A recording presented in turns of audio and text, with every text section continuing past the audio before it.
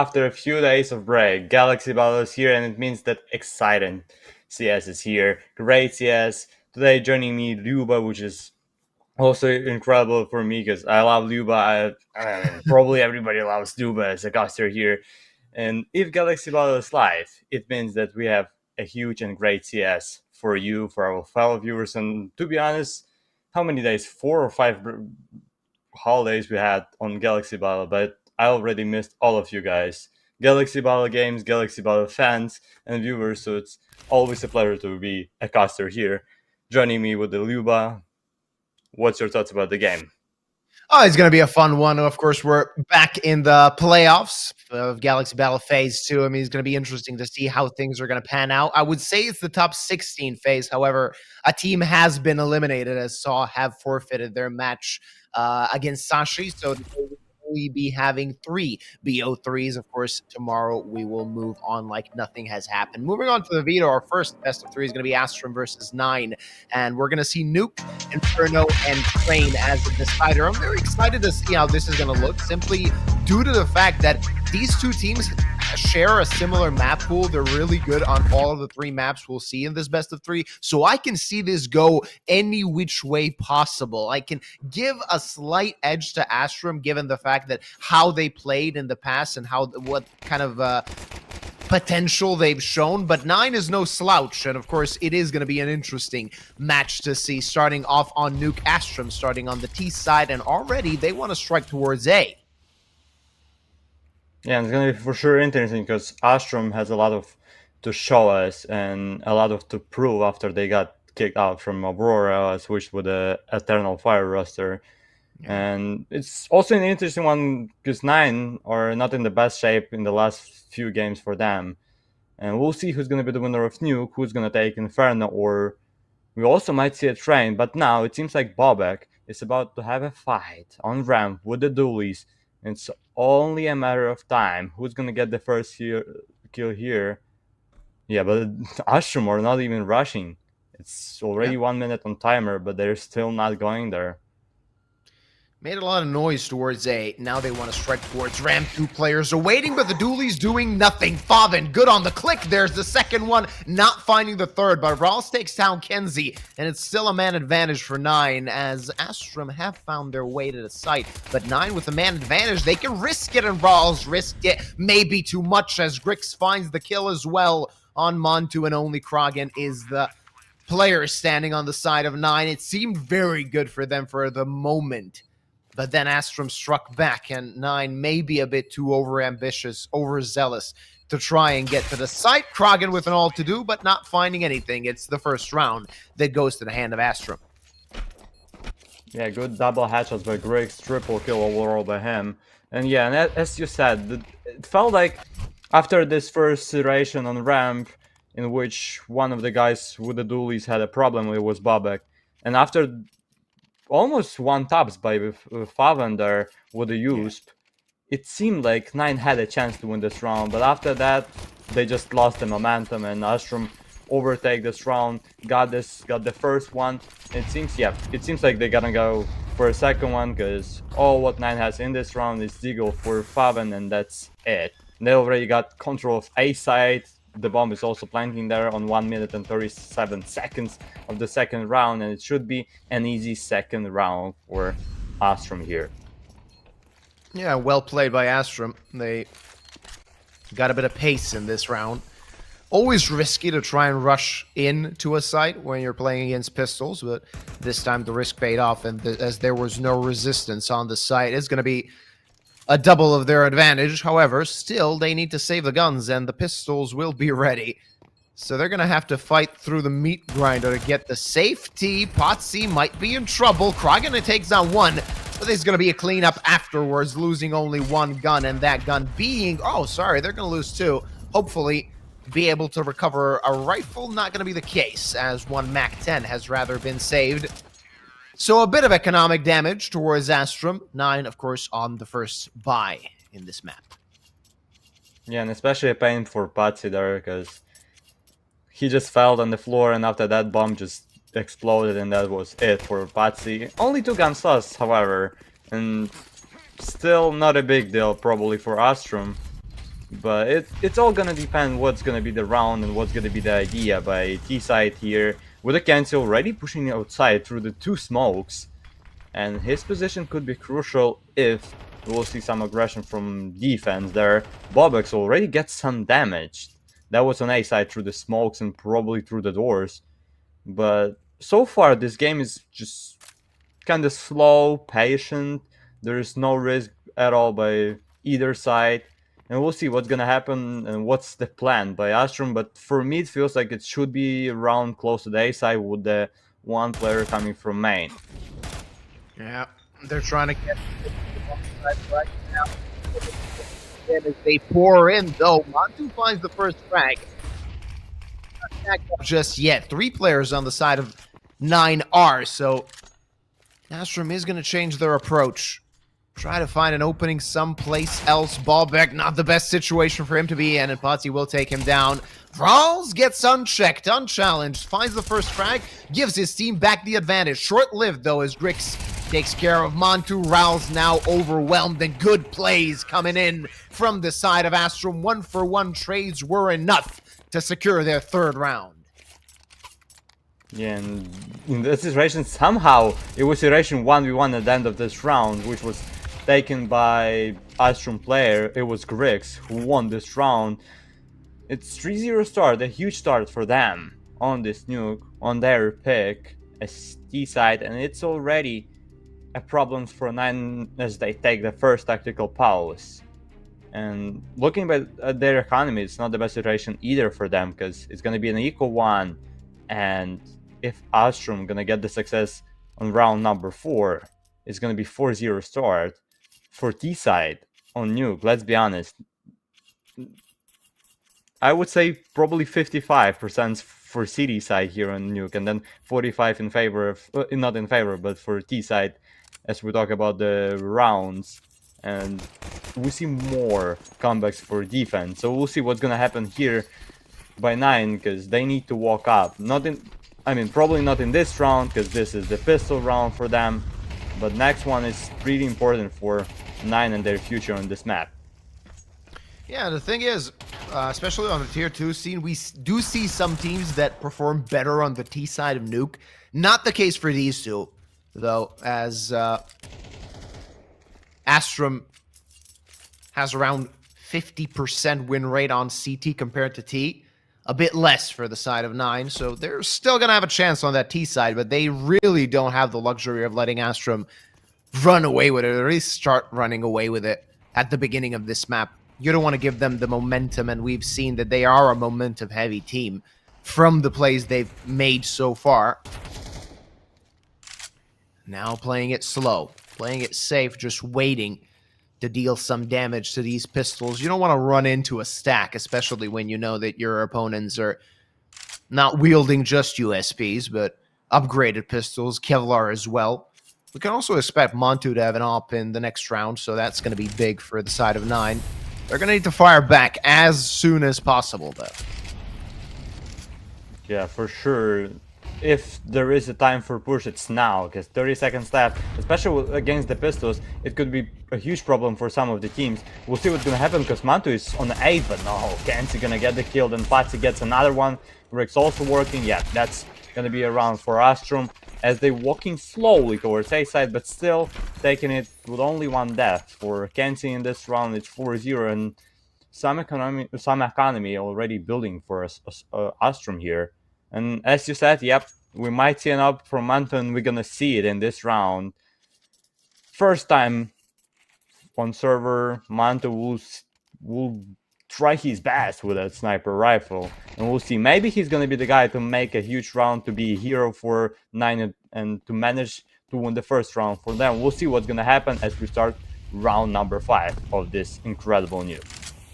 Yeah. We'll see how incredible it's going to be, as Astrum have started quite well. 9 really need to bite back right now.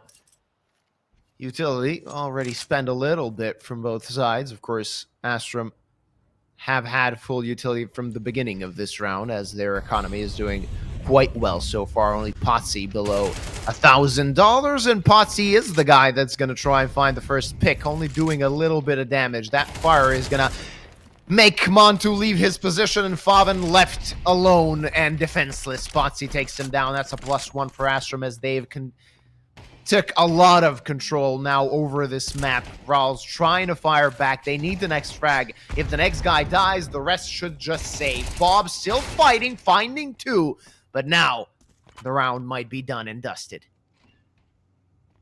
Yeah, that's all probably on the Manto hands here with the 45 HP left, with a sniper rifle. As we were talking about, it's so huge, but no damage at all by him.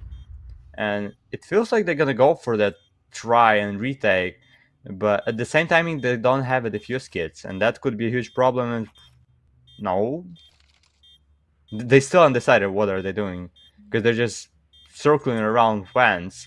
No, but they're just gonna go towards A side, which means safe for 9 in round number 5, meaning that there is already a 5 rounds win streak for Astrum on this nuke, and so far there is not a lot of problems for them as they playing on their own pick, taking the rounds. And a huge play by Patsy there, because he damaged Rouse for 70 HP there on nuke on ramp, and then after that killed Faven by taking that position, by basically leading his team towards B side. Yeah, as we can see in replay right now, he gets the first kill then, and there will be a good one by Astrum, and that means already a second tactical pause for 9 here.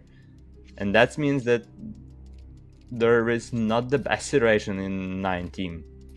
Yeah, they actually need to take this pause. They need to think about what things are going on the map, as they seem quite defenseless fighting Astrum at the moment. As 9 didn't really show anything so far. A few kills here and there. That's not enough to even secure you the round. And the pistol one was close. We could say the similar thing about the first buy round as well, but if we're gonna hope that that's gonna give you a chance just being close, that's not even nearly enough, as Astrum is fighting quite well currently, and 9 struggling. We're back in it. 5-round lead. See what 9 can do, as their buy looks a bit worse for wear. They decided to invest everything. Montu finding the first frag with the op, but gets traded back right away. They're not getting to that sniper just yet. And with the 4-on-4 situation, the T's can be quite happy, as the defense is going to be spread a little bit. Yeah, and it feels like Manto is not the best start for him, because we also saw in this round we just seen his second kill, and for a sniper that already played 1 round with his best rifle, that's not the way you want to see your sniper playing, especially on nuke, where you have an outside, which a lot of snipers love playing. For example, like Hates, Simple for sure, Zaivu, and that's a huge position for sniper. But so far, not the best performance by Mantu, but Clocks, oh my goodness, what a huge headshot there. And Kragen was waiting for that kill in Garage for pretty much entire round, and now it seems like Kenzie is about to kill him in a few seconds. They gotta hurry up if they want to have a chance. I mean, not to talk about the retake, as the time really went by quite quickly, but now with that first frag, they can actually hope to find something, as they're trying to strike toward the site. Norway takes down Faven, and now one of the pincers is dead. Now it is the time for us to try and hunt down these guns, and they're going to do just that. Clack's great timing. After finding that first frag, he finds 3 more, and that's a great round coming from him. A 4K to secure round number 6 for Astrum, as they're strolling by in this map 1. Yeah, that's not the way you want to start this map as 9 playing. Just, it feels like, and I also saw the message in chat that seems like 9 is sleeping still. Yeah, and it's for quite me, early for seems gamers. like a case. Yeah, that's for sure. And I know a lot of players, pretty much more than half percentage of players don't like morning games at all. And that could be a case for 9 here. It's now Rouse tries to get some position and some kill in lobby, but there's nothing for him to find, as Astrum already getting some smokes and Uriel towards outside. It's probably gonna be the first for Kenzie. No, first for Rouse. That's a good start. But Kragan with only 1 HP here in the smoke. Oh my goodness, jumps on someone's head, but gets the kill somehow. He killed the second guy and then just died. It's 2v4 in favor of 9, and that could be a first for them if we would not see some miracle by Norvi and Klax. Norvi gets the first, but still 3 kills to go. Yep, still a lot of work to do for the side of Astrum as Norway just alive on that 1 HP gets taken down now, and it's all down to Klax. Last player standing, not even near that C4. He needs to get to the bomb, try and find a way to isolate these duels. Still has a chance with 40 seconds on the clock. Time is not against him at the current moment. But still, he has to hurry up. He has to find the next frag and maybe give himself an opportunity. That could have been an opportunity presented. But only damage dealt to Montu, who picks up the AK as well.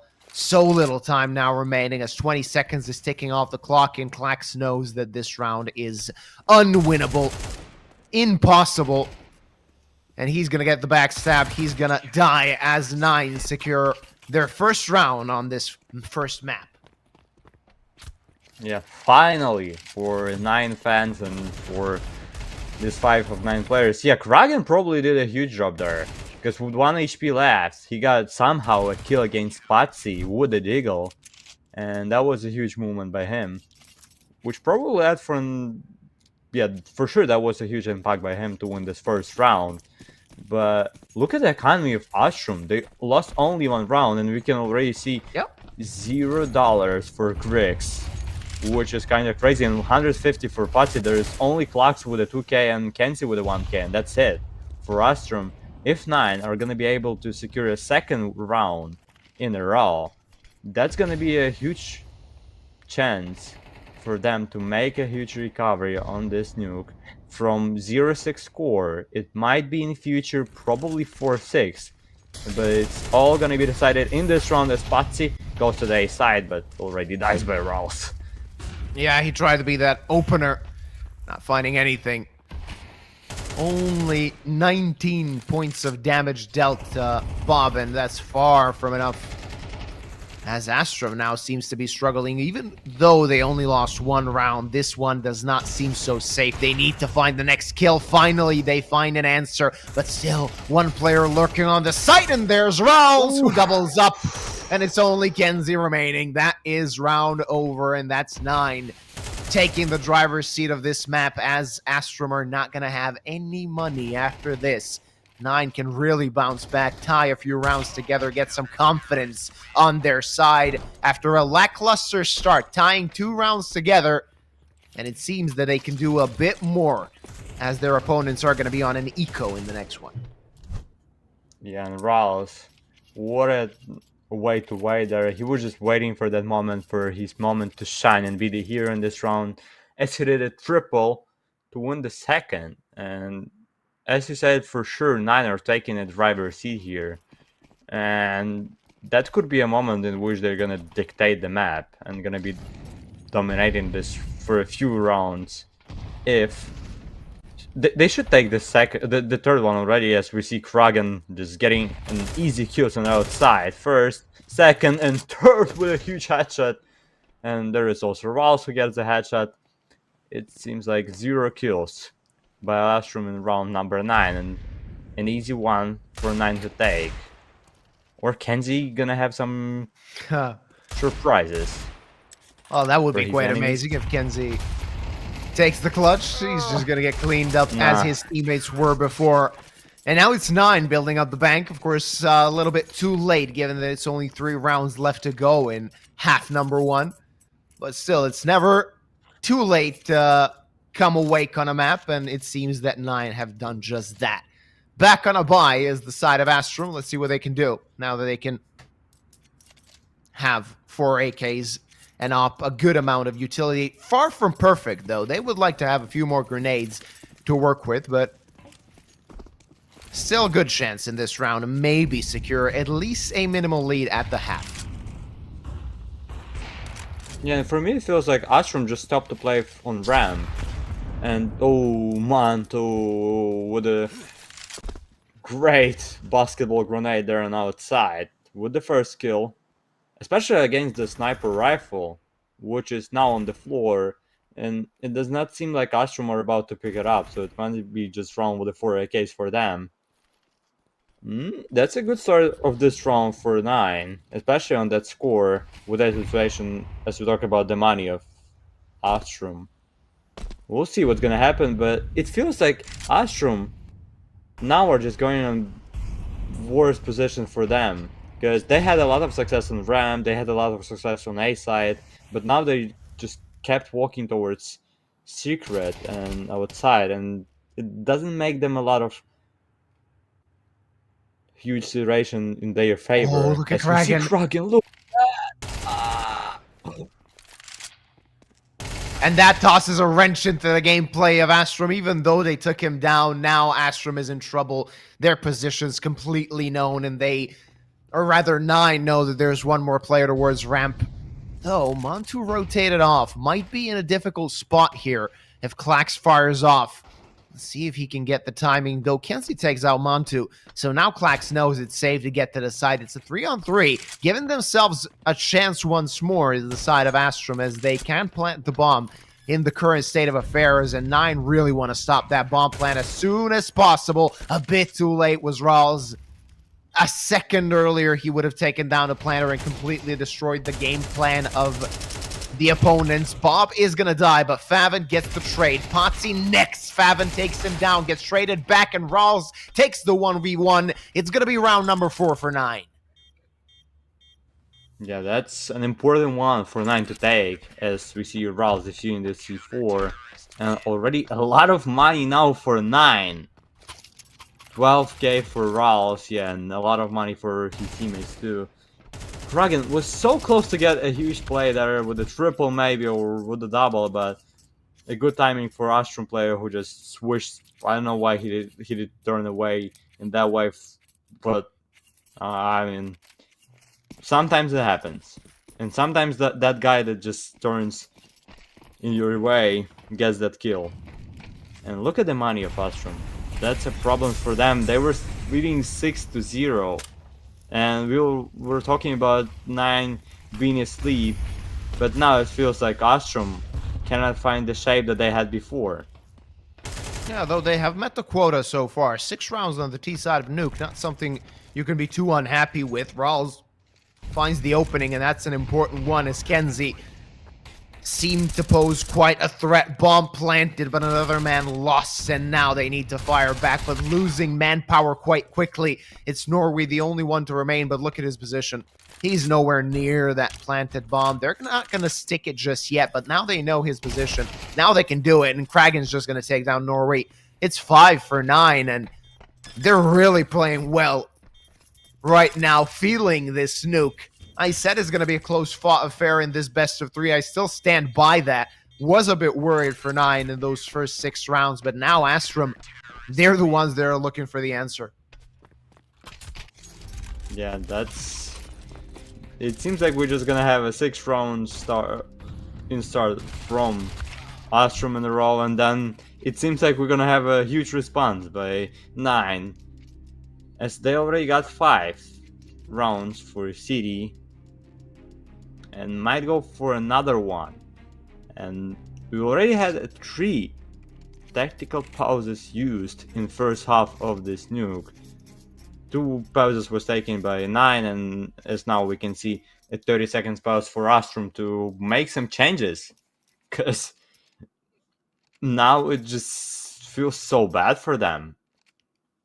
As yeah, they have an up in this round, but in previous rounds when Griggs got the up, once he got bombed on outside, and then he did not make a lot of performance and a lot of impact with that sniper rifle. Maybe it was better for him to take an AK, but we'll see what's gonna happen by him, as we will see some nades on outside by Astrum, and we see Klax getting a first headshot somewhere on the map against Mantus, especially, who is the guy with the sniper rifle. Yeah, an important opener. Taking down Mantu feels quite well for the side of Astrum, as that op is not going to pose a threat in this last round of the half. They're going to slow it down. let the CTs sweat a little bit, stew in it. And the CT side is the one that now needs to go for an info play. At this particular moment, you kind of need to risk something just to know where the opponents are. But that leaves you with many vulnerabilities, as your rotates really need to be quite crisp, quite good.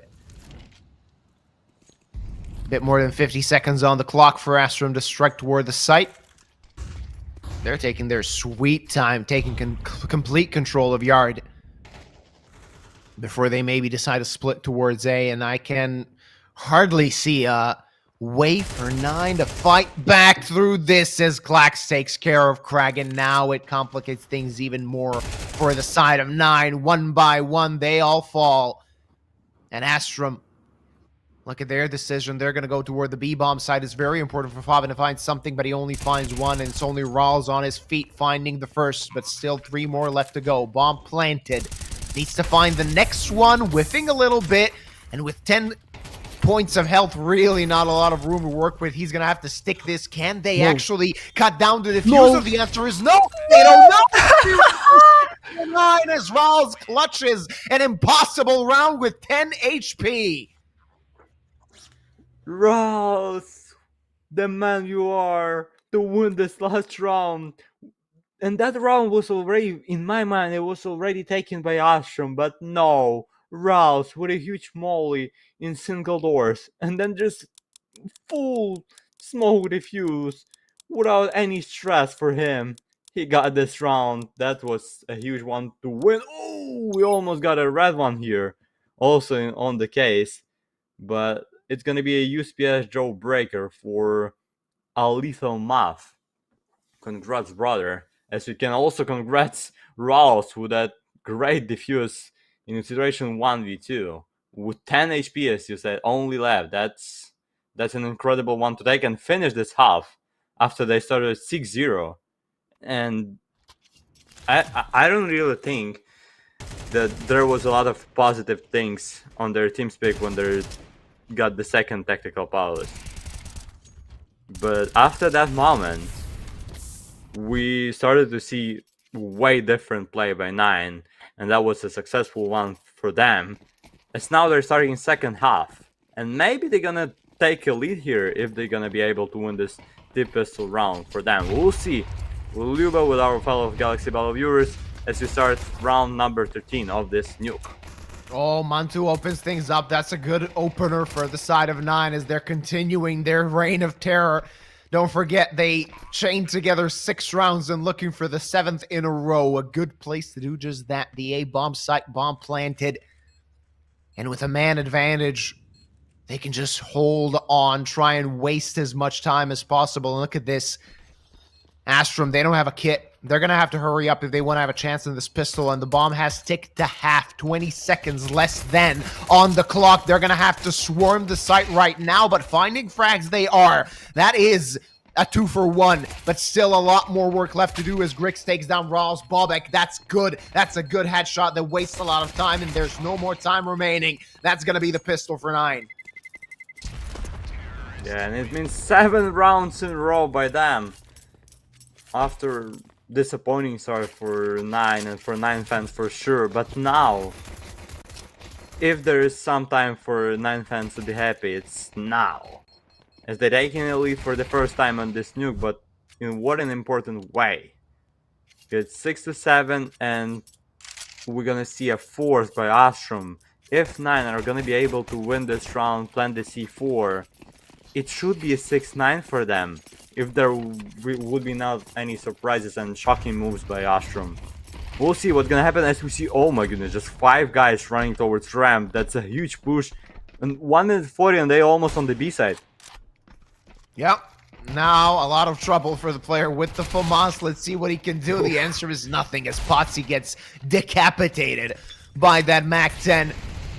And with the little guns they have, they're trying to muster something up. That 5-7 needs to strike back. And now that it's felled, they're going to have to save what they got for the next one. Just trying to do some economic damage as Kenzie. But at this point, just tuck tail, run, save what you got. It's another round secured for 9 as they're getting 8 on the run. 8 in a row. That's impressive. Yeah, that's a huge one by them for sure. And it will be also great if Ralph, with his Mac 10, would go for a push and play some sort of hide and seek against Klags, Rix, and Kenzie, and get some kills to. Nah, he's not gonna get any of the kills in this round, so we'll see two Desert Eagles saved by Astrum and one Scout for Griggs in round number 15, but that's still a great chance for 9 to take another one in a row. And with the 6-9 score, with that 9-round streak, for me it would just be feeling like 9 are about to win this map if they're gonna win this round, because probably there is not the best moral on Astrum TeamSpeak here going on, as they already lost 9 in a row on their own pick. And as you said, that's also an important thing and great thing that you said that at the start of this game, that Astrum are a team of the momentum, and now Yeah. they don't have this momentum. Oh, Faven. That's salt in a wound, taking Kenzie down with a Glock. Clack's next one to be tested. That's a good eagle shot to start things out. Looking for more. There's Patsy. Now he picks up the AK. Finally! Astrum fighting back, showing signs of life as Faven and Kragan are the only ones that stand, but they stand on around 30 points of health. That's not nearly enough against the team that has finally decided to fight back. No Kevlar, though, on 2 of their players. That's not going to be any problem for Clax, as he does have armor. Takes down the first, and it's only Faven left standing, looking for the next kill, and Clax might be his executioner as well. 2 kills he took were quite important. Patsy doubling up as well, and 9 finally stopped after an 8-round win streak. Now Astrum showing that this nuke might prove to have a few more twists and turns left. Yeah, it seems like Faven was already about to save his AK, because, 31 HP. At the time he was probably he was starting to save. It was 30 seconds. Oh, but look at that. He has a C4. Oh, it's not going to be a save for him, but there is Norby in main. Oh, Norby! That was an interesting one, but Norby somehow still got the kill with that use, because for how many seconds? For 5 or more seconds, Norby was just trying to kill the guy who was just planting C4, who was not even fighting against you. But still a win. That was finally a win for Astrum here. It's a bit unfortunate for Norway. I want to see that in the replay. Of course, he tucked his head at Faven, so you couldn't really see him. He needed a reposition, but it was quite funny to see the fact that Faven brought his team a few more extra dollars. 600 is not a small amount of money on all of his teammates, including, of course, himself. That gives them a few more bucks to work with in this round, trying to extend their lead now, not let Astrum get to the tied result. We've mentioned previously, if that happens, 9 could be in a world of hurt. 9 still, though, have the momentum as they are in an 8-1 series. In the past 9 rounds, losing only 1. That previous one, Potsy, good position, but completely blind, though Klax helps his teammate out, and Bobek is dead. Though, a good trade from Faven puts this back into a 4v4. Yeah, especially after that kill, now they know about Potsy's position, and that's going to be a huge problem for him, because they would not let him go so easily here. Yeah, for sure, now it's going to be a problem for Potsy to somehow get something there, because we see a lot of flasher going just in his face. Ralph still not gonna be able to get that kill, as we see Norby, Patsy, and Kenzie winning this round. Is the second one in a row for Astrum, and it's once again a draw on this nuke. And for me, it's now so undecided who's gonna win this map, and who's gonna be the leader, who's gonna be the man and the team to win this crucial round. But look at the money of 9 after the second round on this half. is gonna be a safe, and we should see Astrum winning this round, but we already saw an eco round won by Astrum, so there is still a chance for some miracle by 9. A miracle brought by Glocks and that soul flash they have. 2 P250s in hand might give them a slight opportunity should they get into somebody's face. We'll see, of course, if Potsy can stand that test and if he can stop them on their approach towards ramp.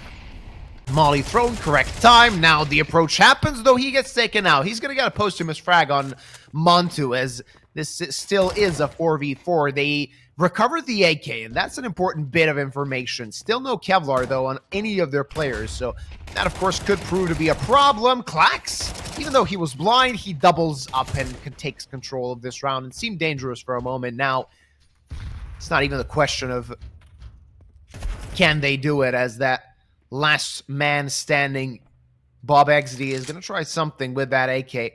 That's a definite, but so many players so close. Finds the first, looking for another one, but Ricks, good place, good time to secure 9 for Astrum. Yeah, and it might be the momentum once again for Astrum, but is it going to be enough for them to win this map? As now we're probably going to see an important, probably one of the most important rounds on this nuke. S9 gonna have a guns. It's gonna be 5 AKs for them. Not a full amount of nades. And actually there is no player in server with the 4 nades for T side here. But still a normal amount of them. So we'll see what's gonna happen. And what's the plan for 9 as we see. Look at that Bobek. Bobek just running straight for mode. Oh, Bobek is already in secret. But at the same time, Patsy gets the kill. Gets a double on ramp. And after that, probably a plan of Astrum, of 9 in this round, is destroyed by Patsy. Yeah. If he got taken out, even by the second player, it would have been a very tricky situation for Astrum. Now, a lot of control gathered, even though 9 have made their way towards B. Just Patsy playing them. Bobek finally takes him down, but that bought a lot of time for the rotate to come in, as Norway, not the best timing. I can bet that he was spotted by Montu and gets taken down. Grix fires back, gets his team back in the advantage, as they do have that one-man advantage. Kits on 2 of their players, so time is not of essence just yet. They're going to have to, though, make their way toward the side as soon as possible. Headshot angle, Montu good from it, as he finds the second one in this round. Now playing it quite slow, but they need to hurry up. Rawls, good plays, good time, and it seems that 9 are finally hitting 9 and tying this result on Nuke. Yeah, great headshot and great finish by 9 players there in that situation, 2v2. And it was still not enough from Patsy in this round with his double. Yeah, and Rawls and Mantu, good finish by them, as they got once again a draw. And it's still, I have no predictions who's gonna win this first map, to be honest, because we have a 9-9 score after we had just a win streak of rounds in the first half, but now in the second half it's just a roller coaster here.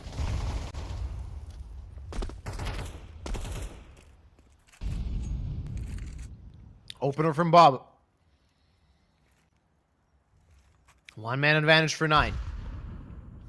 Not a best buy after winning a round, but still gives them a fighting chance as they want to make their way towards B again. Grix on the sniper towards Splitter. He's going to be that sole defender of the site as of yet, though the CT rotates are coming in. Defense spread quite thin, as 9 are playing it really slow at the moment.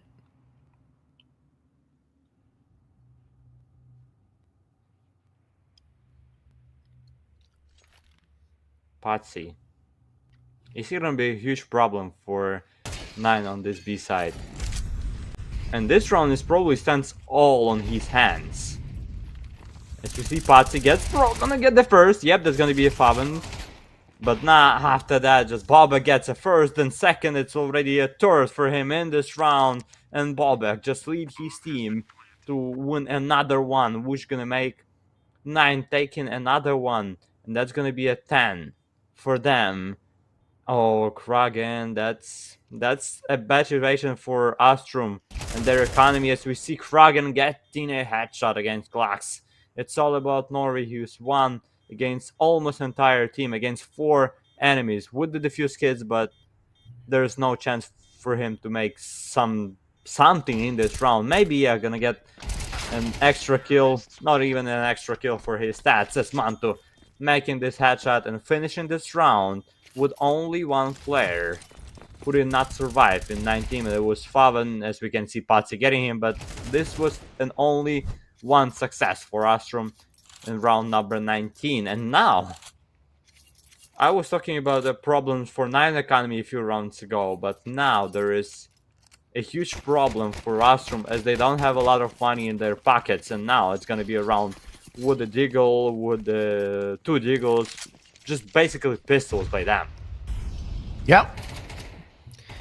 Not a great situation to be in as 9 have hit double digits. Now they have a chance to double their advantage. And a good one at that, as, of course, the opposing side only has a few upgraded pistols, no Kevlar, no utility. That one piece of utility worked out quite nicely as Klax threw a good flash. Kragan did get a frag back. Again, 1-for-1 trades all around. Back into a 3-on-3 we go, but it's the side of Astrum that's still the one in trouble. Grix, though, managed to find an AK. To scavenge one off the floor. But it seems that that's not going to help his team as he gets taken down. Now only the pistols are trying to make a miracle happen. The Mantu is going to cancel that miracle. They know exactly where Kenzie is. They don't even need to peek him at this point of time. They can just control the exit points of the site, not let him go anywhere and just go and plant a bomb someplace else. Though, they did give him a little bit of room to work with. Kragan awaits and takes his head off. It's 11 for 9. Yeah, that's 11 for 9 and 2 rounds of difference and advantage for them. Still, I would say a decent try by Astrum with those pistols. Maybe that's a timing for them to take second pause and... Nah, they're not gonna take second pause. Because this is probably the round of life for Astrum on this map, as we see all of them buying on full money. 0, 0, 50, $150 left. By then we see a Ook.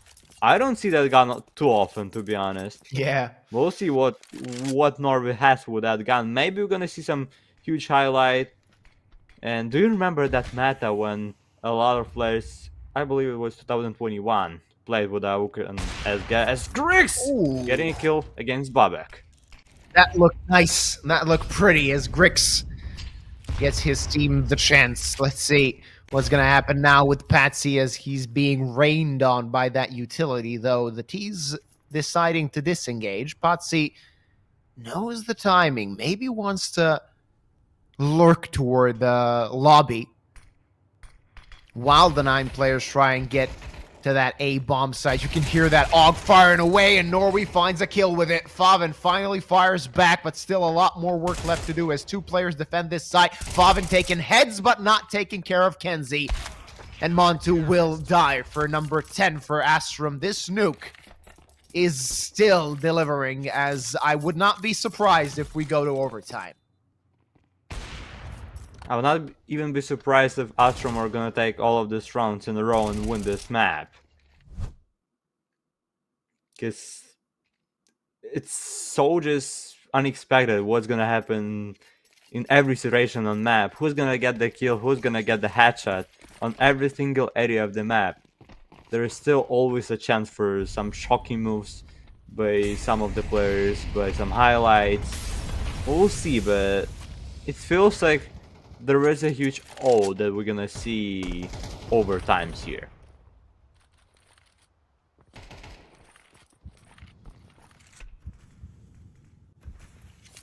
Seems possible for the moment.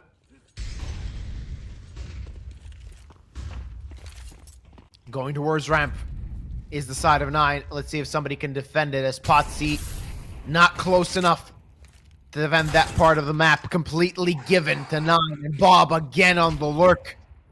His outside positioning perfect so far, and it doesn't matter that he was traded by Grix. He found that first frag, alleviated a lot of the pressure on his team. Now Kenzie firing back, finally finding something, as he's struggled throughout this map, getting his team a 2-man advantage. Now it's 9 that need to fire back, but lurking away from Splitter. Maybe they want to go towards A, and so far that could be a very good decision. Yeah, there is nobody on A side. And if they're gonna leave one player on Heaven and plan for it, no. They're just gonna, both of them are gonna drop inside. With Manto planning for Heaven and Ralph leaving into the head, that could be... Oh, no way. Yeah, he's gonna go for Heaven once after he dropped from there. And that could be a huge play by him. But at the same moment, we see... Yeah, look at that. Look at that. 4 of them are walking towards main. And already half of the timer is gone. Manto gets... Not gonna get the kill. It's all about Rouse, who's 1v4, gets a grenade and gets a headshot bullet by Kenzie, as clocks the few in that C4. It's 11-11. And it's a tie when we have only 2 rounds left in the regulation time of this nuke. Oh, no. All right. I hope we didn't get the result at the end. Oh, now a lot of trouble for 9. Not a lot of money. They're going to have to fight for overtime. Astrum close to stealing nuke away. And I'm not a fan of what Rouse did. I understand the idea, as he wanted to get to Heaven and maybe find a crossfire with his teammate. But you don't really have the luxury of doing that in a 2v4. You want to find the next frag. You want to search for it. Get yourself a chance. Not let the CTs put you under so much scrutiny. That did not happen for 9. And they were, at the end, easily cleaned up by those retaking CTs. As Astrum tie us up once again. But now a bit more difficult for 9 to get that magic number 12, as they only have pistols. 3 Tech 9s, 2 P250s, a few pieces of utility. Kevlar on all of their players, should they find a rifle. Aim punch is not going to be an issue. This does not seem the best. Do they want to split towards A? Tech 9s can run somebody down, but Kenzie doubles up, and it doesn't matter that he's dead. He did enough damage. The bomb, though, it went towards B. That could still prove to be quite difficult, as the T's want to join the bomb carrier, though Rawls gets taken down. And the bomb in no man's land. The T's now need to get to the site that Potsy is defending. And he's ready to defend it with his life. Takes down the first, gets dinked, though only on 57 points of health. Still battle ready. Mantu firing back. But don't forget, it doesn't matter that he found the rifle. He needs to go back to that B bomb site if he wants to get the round. And he's only 1 bullet away from falling on the floor, has 33 HP. That's all what Manto has in this situation. With that silencer in his hand, would the that could be a chance to get the Potsy here. Yep, that's gonna be a 1v2 situation now for Manto. But still, 2 enemies with the full HP left. 35 seconds for Manto, as he keeps walking towards double doors, but so slowly, and now he just waits for them to make some aggression. And that's not gonna be the case, because Astrum knows that there is no point to push against one guy. They have a good positions here. One behind the red box, one on the upper level of B side. Yep, and it's gonna be Norvi to finish this round and to lead Astrum for the 12. And now it's gonna be a map point for Astrum on their pick. Hard fought to get to that 1 map point. 9 will have a bye in the next round. They're going to have to try hard to get overtime, which, as we said, is a possibility. Even more so now. Astrum buying all they can. They have the perfect buy to end this map. get that advantage. Don't forget, it's single elimination, ladies and gentlemen. The team that loses this best of 3 is out of the competition. The team that wins goes to the quarterfinals. Their opponent will be the winner of our next best of 3. It's going to be PARIVISION against Rush B. An interesting match is ahead of us. We're going to see what James and the crew can do. For sure, interesting one to see after that, but now we're probably gonna see the most exciting one for this nuke as Kraken gets the first and second. Oh, Kraken, that's a huge way to start this round. Griggs dropping from heaven gets a kill with a sniper rifle, but only one for him. It's 2v3. Patsy gets a headshot. It's 2v2. Now it's all about Klax and Patsy against Bobek and Rouse. It's Rouse planting C4 on A side, and Patsy keeps playing in hot. It's 2v2. Both of the defensive players has a defuse kit, and both of them has a flash for one of themselves. What's the plan? Patsy just playing it passive, waiting for Klax to strike, but Klax does not have the luxury of dying, and we're hitting overtime unless Patsy can do something incredible, something impossible. With time running out, he needs to find the next frag. Knows where one of them is, but the other one will take him down. We're going to OT on map number 1. Yeah, and it's overtime. As we were talking about it, as I said, we have a huge odds for us to see those OTs, and we're gonna have them. And to be honest, the idea by Patsy there at the end of this round, playing possibly from the position that they knew about him, because he already got a kill there. They knew that there's a huge chance, probably 90%, that he's gonna still go from lobby. It's gonna be either squeaky or hot, and the idea was not the best by him, because he was supposed to be the guy to push, not his teammate from heaven. We'll see what's gonna happen in the second half, but just to remind all of you what happened throughout this game, it seems like T side has a good start, but after that, CD side understand how they playing, as you saw it for the first half, now for the second. When CD side manages to understand what's the way of T side playing, it's a lot of rounds for defense. Yeah, they find a way to adapt, right? Yep. And then it seems like the players playing on the T side kind of don't really have an idea of what to do, what can actually come through for them. But now we're going to see the best these two teams can offer. Now that we're hitting overtime, they're going to have to show us their best Counter-Strike. Of course, this is Astrum's map pick. Don't forget, next map will be Inferno.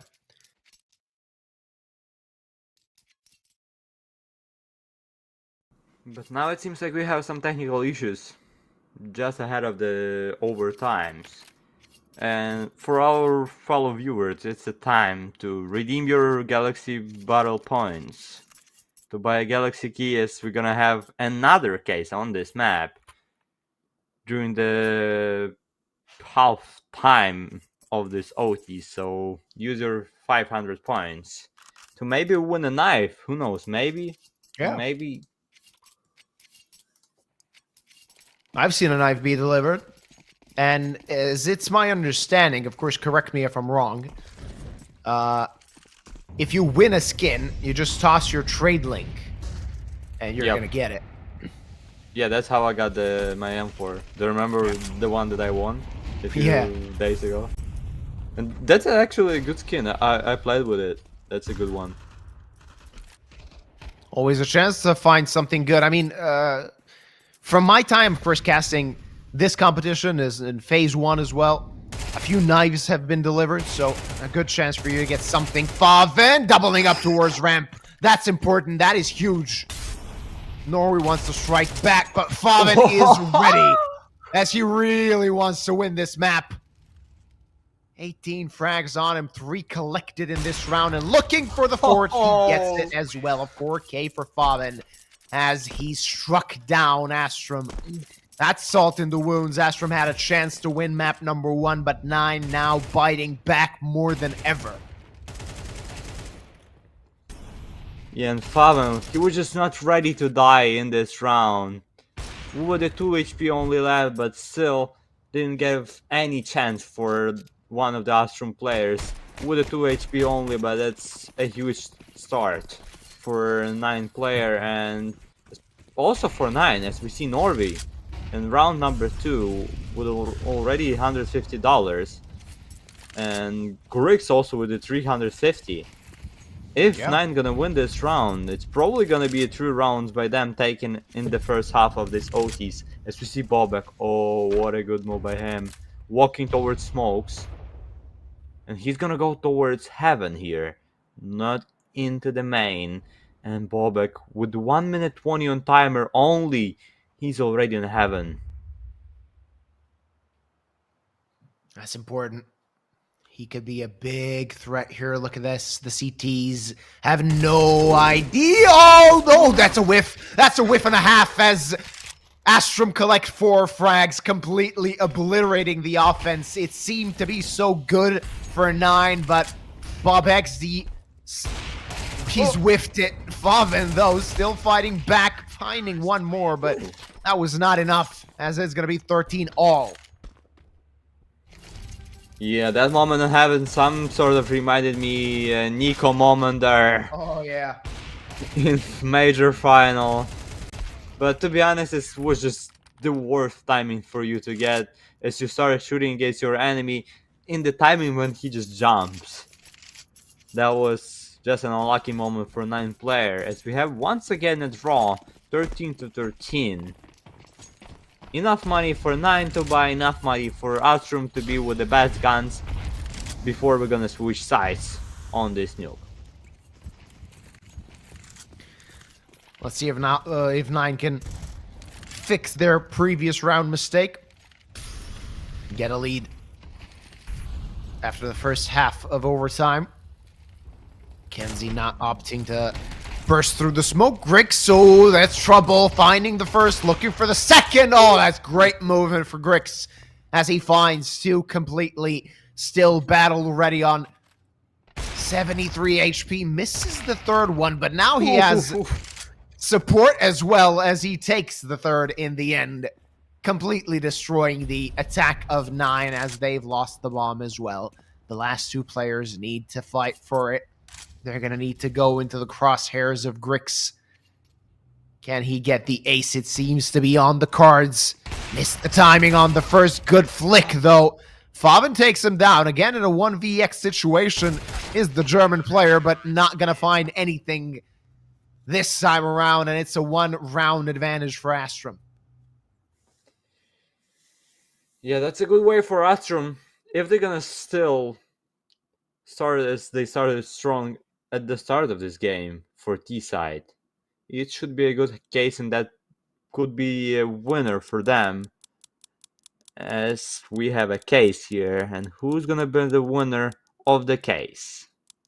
Who's gonna be the man to take a free skin? It's gonna be Whip Neffen with a 5-7 while at Daimyo. That's a normal 5-7. Probably it was worth like $2 or $3, but in game it's a normal 5-7 to have.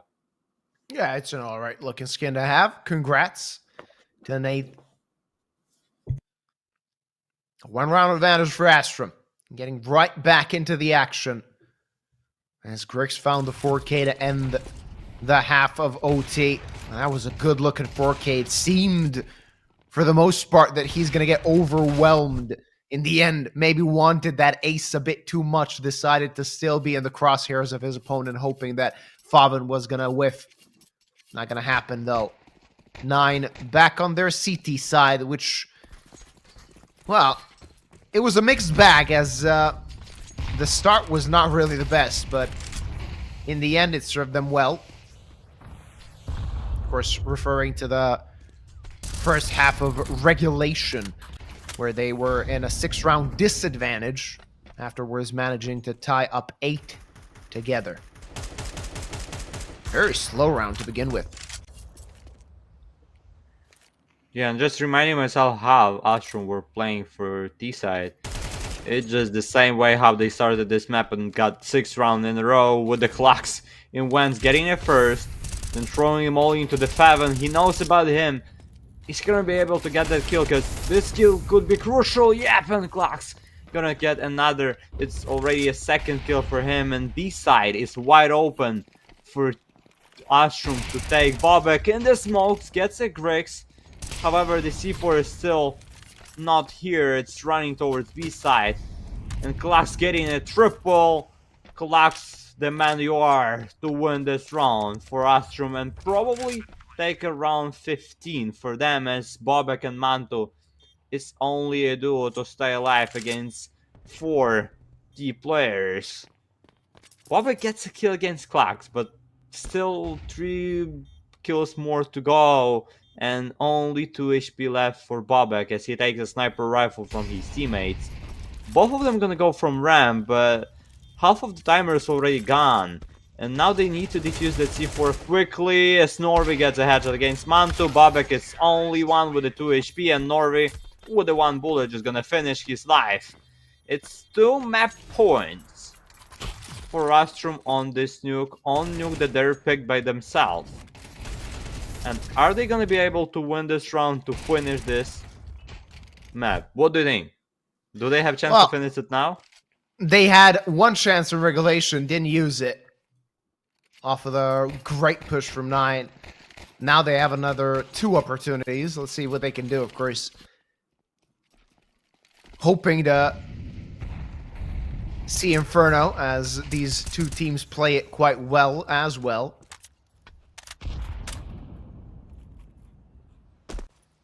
See if we're going to have to wait for it a little bit longer. Both sides quite well on this map, statistically speaking. And now, Astrum, they know how important this is to convert as soon as possible to take your map pick. And that's why it's really slow approach from them. Not forcing anything as 9 either. Not taking a risky info play, trying to do something. And the thing is, on their CT side, we saw 9 playing some interesting CS at times, doing things that really paid dividends, aggressive plays that worked. Now it's like they don't really have the courage to do so. That op not going to do a lot of damage just yet as it's blocked by the smokes. Astrum can allocate a few players towards Secret, and they have done just that so far. It might be a B split, as so far it seems to be the case. Leaving just 1 player. Klax opens things up. Montu dead. A 4v5. Let's see if the side of 9 can defend this B bomb site. 2 players on it. Still a good chance for this crossfire to work, but they're going to have to fire away. They're going to have to find the next frag. Faven burning, gets taken down. The other player dies as well. Kraken good only for 1, and that was not enough. Raul struggling to finish off the player bomb, but he's not going to get planted. Oh, that's huge. Oh, that's incredible. And Rawls, he just needs to stay alive. He knows that perfectly, and play moves on Nuke. We're still going to be playing as that nade came from heaven, and Rawls wins the round again. What a Michael Jordan just joined the server here on 9 squad. It's just that nade with the 9 seconds left, and with the 1 or 2 to plant that C4, that Hyena just came from nowhere, and 9 somehow are still alive on this nuke, and it's gonna be just incredible to see them winning this round. Rix getting it first, but then Kraken with the push only gets the 1 kill and then 50 damage against Patsy. What an intense round here with the 1 minute 35 seconds only on the timer. We have only 5 players left. As Mantu, look at Mantu, he's gonna get the kill against Kenzie. He's 2v2. And a lot of damage. And a lot of kills already done in this round. As we see Astrum walking towards B side. And it should be a problem as Bobek is waiting for Patsy to come to him. And Klax gonna win this iteration 1v1. But Mantu gonna win this round and gonna lead us to another OTs. What a round. What a double rounds here by both of the teams. And what a recovery by 9. Oh my goodness. Again, saving How? themselves is 9. I have no idea how they've done it. This time again, Montu being the guy to deal the 2 frags that were quite crucial, finding the guy on the outside position, relieving the pressure, and now they knew that they could just defend B. They did just that. That 1 frag for Bobek was enough. But the previous round, of course, Rawls taking the guy that was planting with that nade was incredible, instrumental. We're going to see another round of overtime. 6 rounds, or at least 4, are left to be played on Nuke before we move to Inferno.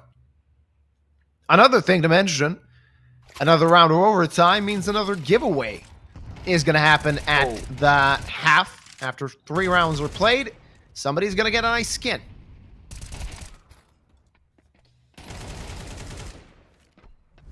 Yeah, and just those 2 final rounds, it was so close for Astrum to win it. But somehow, I don't know who was helping 9, but it felt like it was just some gift from heaven or from the sky. As they won 2 rounds in such a close situation, one round number 14 that they won for themselves was just with the nade. And then 1v1 duel won by Mantu. For sure that was already a good map that we saw with you, and it's still not over. We still have at least, how many, 4 rounds to go on this nuke. As we see, Astrum are not rushing, are playing slow, because in the previous round, it played a bad situation with them. Montu tested. That op needs to pull back, as Astrum have taken control of ramp thus far. Montu completely pulling back towards B. He has support as well in Faven, so still not going to be an easy take for the T's, as they're going to need to fire quite well. 40 seconds on the clock. The push comes in. Faven just waiting for that isolated first player. Might get a chance. He needs to find that frag. But they're clearing everything as Faven finds 1. Only 1 was not enough as Montu missed his shot. Kenzie, easy frag as Bob XD's felled. Bomb planted. They can't stop it now. And Grix takes care of Montu. This round seems to be going in the favor of Astrum as the 2 players on the side of 9. They're going to try and push on through, but they're just going to get taken care of.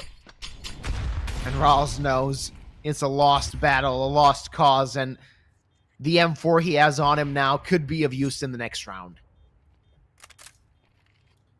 Yeah, and it's always that situation when one of the teams have a few map points. They cannot win it in first OTs, but just right after we starting another OTs, they're gonna win the first round.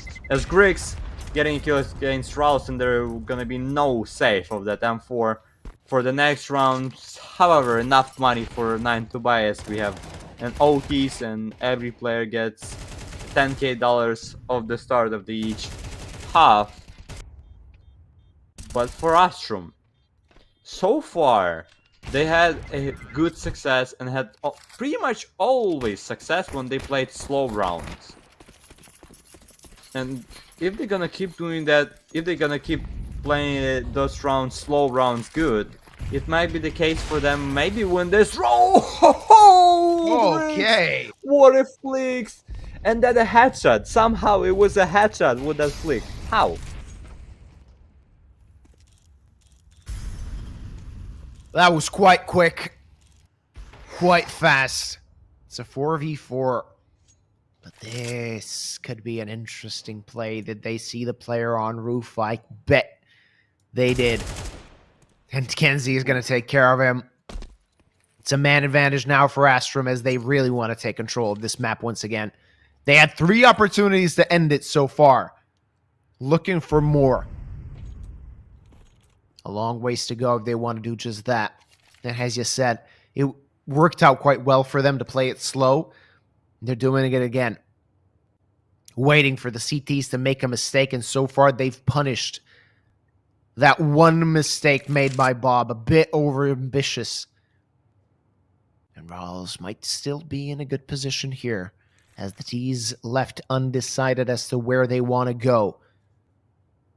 They want to go to A, but will they even check Rawls? Will they check that position? That's the question.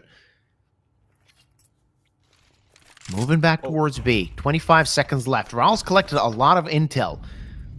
And now, as he's heard the steps, he can try and do the backstab. They're going to try and get towards B, but again, the rotate is there. 2 players left. Krogan takes care of Grix. Now things are beginning to look worse for wear for the T's, but again, finding the frag on time. They're going to try and plant the bomb. The bomb is going to get planted finally. This time, a bit of luck on the side of Astrum, as the utility damage was not enough for 9. It's a 2-on-2, though. Plax on 11 HP. Still a chance for the CTs should they find the next frag. Montu posted up quite deep on the site, trying to find something, get near that bomb. The problem is they don't have utility to work with. Montu misses his first shot. Rawls needs to start. He needs to go. He needs to try and look for the kill, because there's not a lot of time left on the clock. They're going to need to search for the next frag, and they're not going to find it. 1v1, but Montu does not have a chance. And it's 17 for Astrum. Another just nervous round for all of our viewers, and for sure for us. It's just how in that situation Klax just survived. He had a molly under his leg, then he also had a nade just in front of him, but still somehow survived and planted that C4. And Astrum now got the luck. Oh, and look at that buy by 9. That's a horrible situation for them, as we see MP9 on the server, as we see Famous, and we see an XM for Bobek in round... I don't even know what round it is, because we already played so much rounds here. It's round number 33, as Rawls gets a headshot, a kill against Klax. That's a good start. When you have a buy like this, that's the start you need. Get that opener. Make things a bit easier on yourself. And also get the AK for your trouble. Krogan takes care of Kenzie. Losing manpower is the T side. 1 by 1 they fall, but 2 kills and 3 found actually for Astrum. Fighting back and getting the advantage. Now a lot of trouble for the 2 remaining players on 9. Montu and Bob, they're going to have to make a play. And Astrum still playing it slow, waiting for somebody to make a mistake, a misstep. And that might even happen, as Bob is lurking in secret. The angle awaited by Norway. On 31 points of health, that doesn't really matter if he hits that first shot. Timing may not be on his side, though, as now he's decided to check things out. That might cost him. Missed shot means he's dead. And Bob fires back at the correct time. 20 seconds on the clock. Patsy hits the deck. And they've played this so slow. Too slow, in fact, that causes them to lose the round. Grix just taps that plant, but everything is known to Montu. He's not going to stand by and wait to die. He's just going to dance around the site and collect the time. It is 16 for 9. What a good movement there. For sure that guy, Manto, for sure he loves to go to the disco. Because, bro, how many seconds? 12 seconds he was just stroking around the A side here. Or something like that. That's a huge play by him. And Astrum were so close to have 3 chances to win only 1 round. Oh, we saw a knife here in this case. Had it so close to win this round and to have 3 chances, but now they still need to win 2 for City to win this map. As we see LSL Beats getting Living Color M4A4 as a skin. That's a normal skin. I think it's worth like maybe even like $10, something like that, if it's a good maybe factory new or something like that. Yeah. Not bad. Not bad at all. We missed the knife this time around, but still. Be with our broadcast, watch the show, and you might get yourself a good-looking skin. Might get yourself a knife, why not? I seen a pair of gloves be delivered to somebody, I think in phase 1. A few interesting looking Zeus skins, a few nice AK skins. Always a chance to upgrade your inventory just by watching Counter-Strike. What's there not to love? 1 round separating these two teams once again, as 9, fortuitously so, managed to get that previous one and getting themselves back on track. Let's see if they can steal away Nuke. Oh, Kenzie, hello, brother. He was just jumping towards it. He was not even expecting someone to be there. As on 1 minute and 25 seconds, Bobek gets killed by Griggs close to the Aqua on B side. That's not the situation that you see so often with only 30 seconds played in this round. And Patsy, an important situation for him, as he needs to get at least 1 kill against Kragan here, and not gonna be able to do that. And that's a good position for 9, as they have now 2 players in Heaven. And Faven at the same time in getting getting a first and second. It's all about Griggs, and Ralph's gonna take him with a headshot into that smoke. It's 17-17. It's once again a tie score on this Nuke. It seems like we're gonna have just, I don't know for how long we're gonna see this OTs. Might be forever. 34 rounds played. That was not enough so far. Let's see if somebody can tie up the next 2. One thing to mention, should Astrum lose this round, they're going to be in a whole lot of trouble in that last one. So they really need to play like their opponents are on match point at this particular time.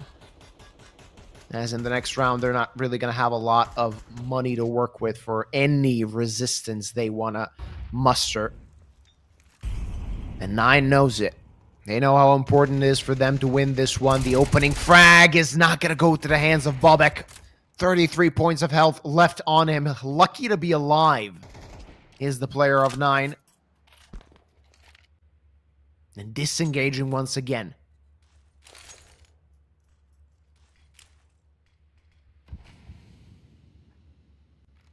Slow, just so slow on the server.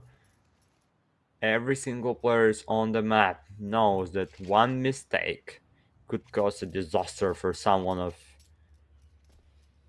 them, and one problem or one issue with the shootings or with the position could finish this map for someone.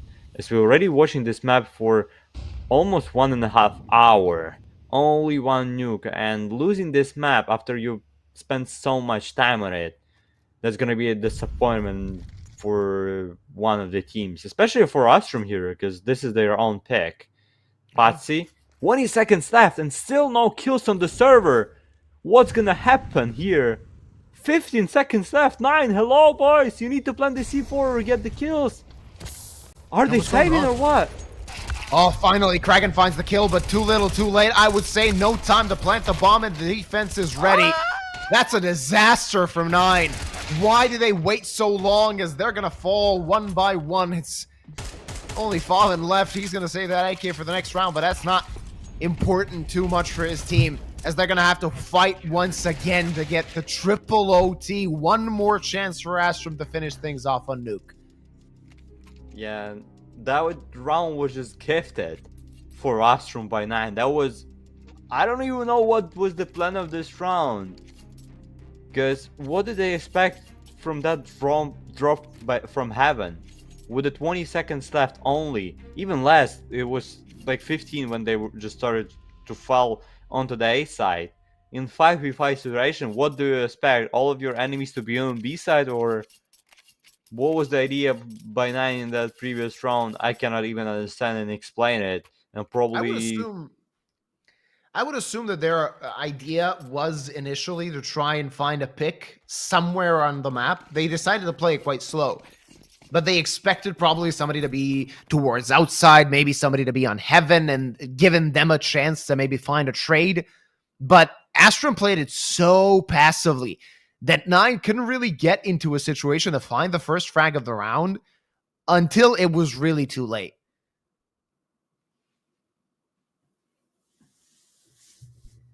Yeah, and oh, we are back. And we have Bobek died in this round. That's a start for Astrum, as they only 4 kills away to finish this map. Kragan drops to the main, sits in the smoke.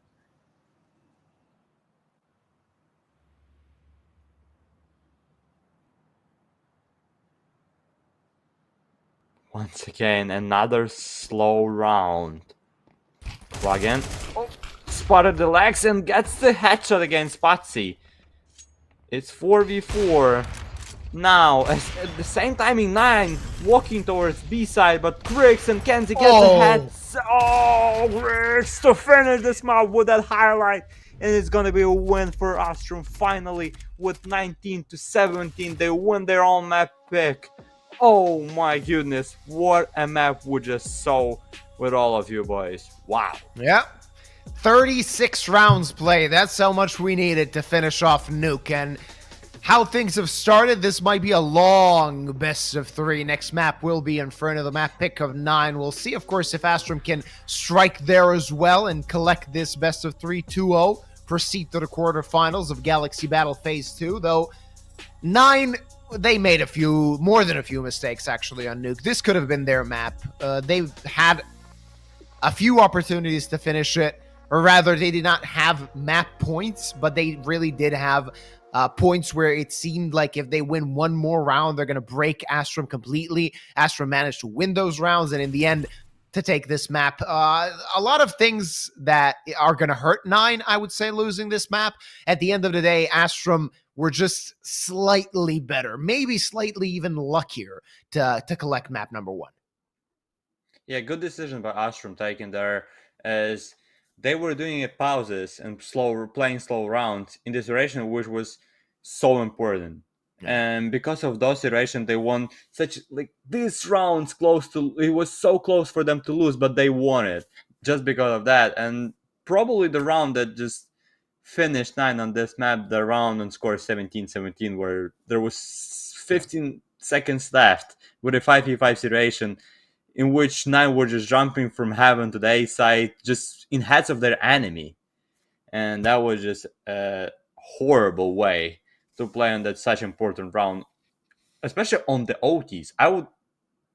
It would be probably maybe normal round if it would be a regulation time round. But when the value of every single moment and round is so huge, you cannot do some sort of mistake like that. It's the first map for Astrum as we go for a break, and we'll see you in around 15 minutes with Alexa, with Luba, and see ya, boys.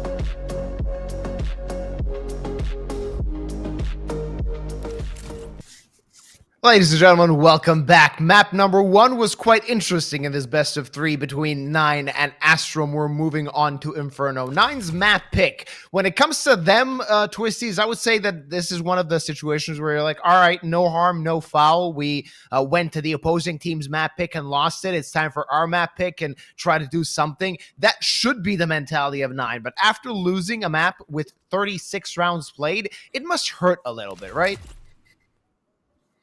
Yeah, for sure. It's gonna be maybe some sort of problems for their moral situation here after they lost the first map, after they put a lot of effort to win it, but still did not manage to finish it strong. And to be honest, I remember myself last time watching Inferno, I guess. Train and Inferno is probably the maps that you don't see often nowadays in CS2.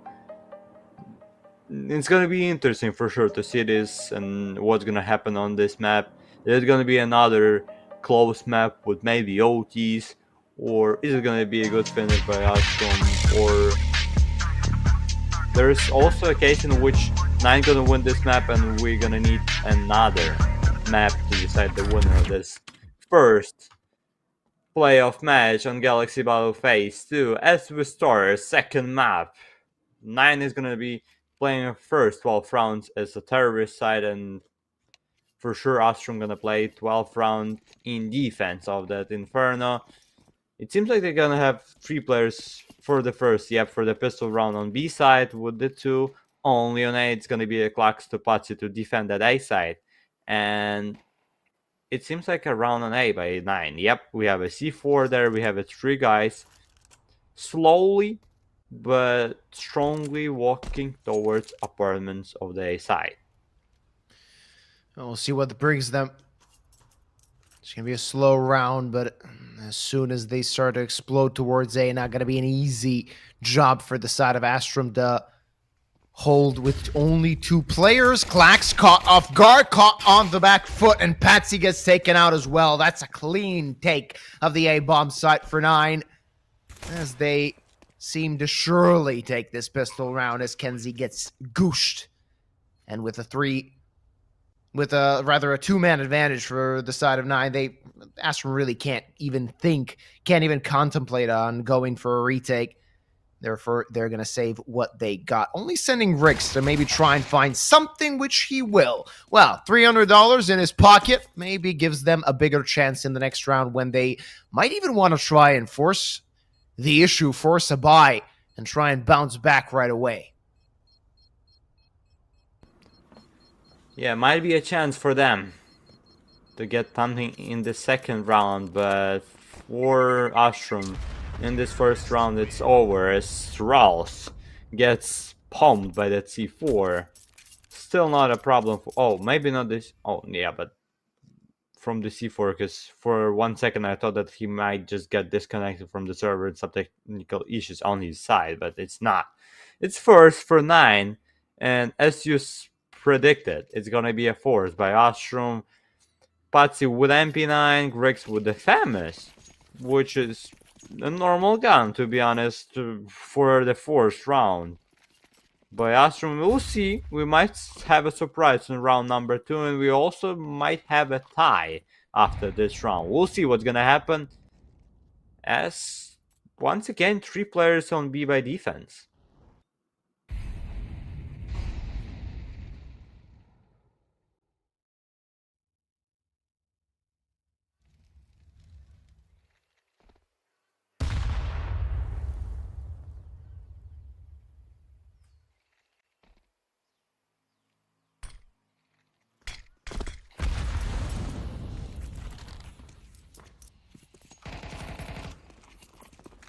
Rolls. Now, what's the idea for 9 in this round? With the 1 minute on timer, they're throwing some utils there close to the A side. It should be an A side.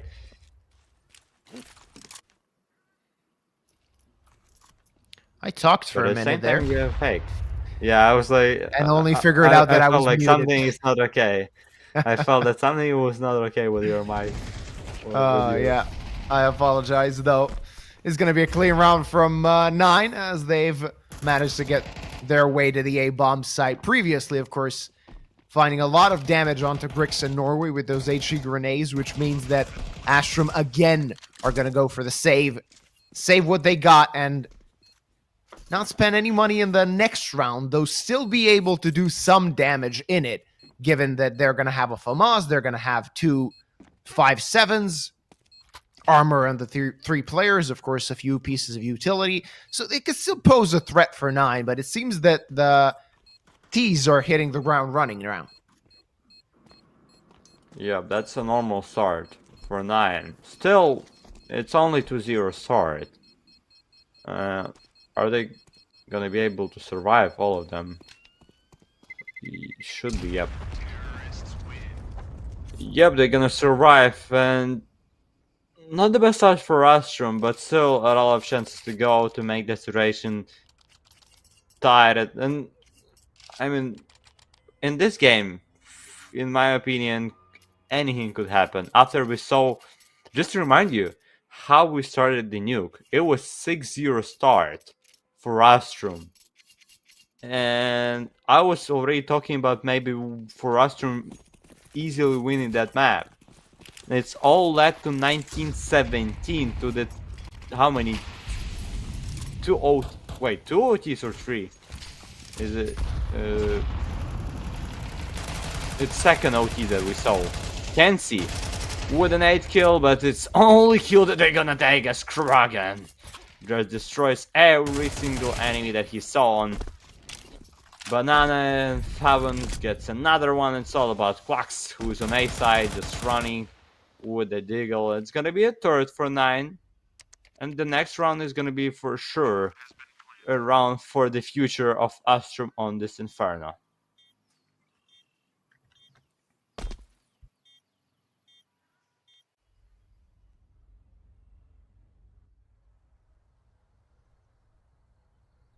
Luba.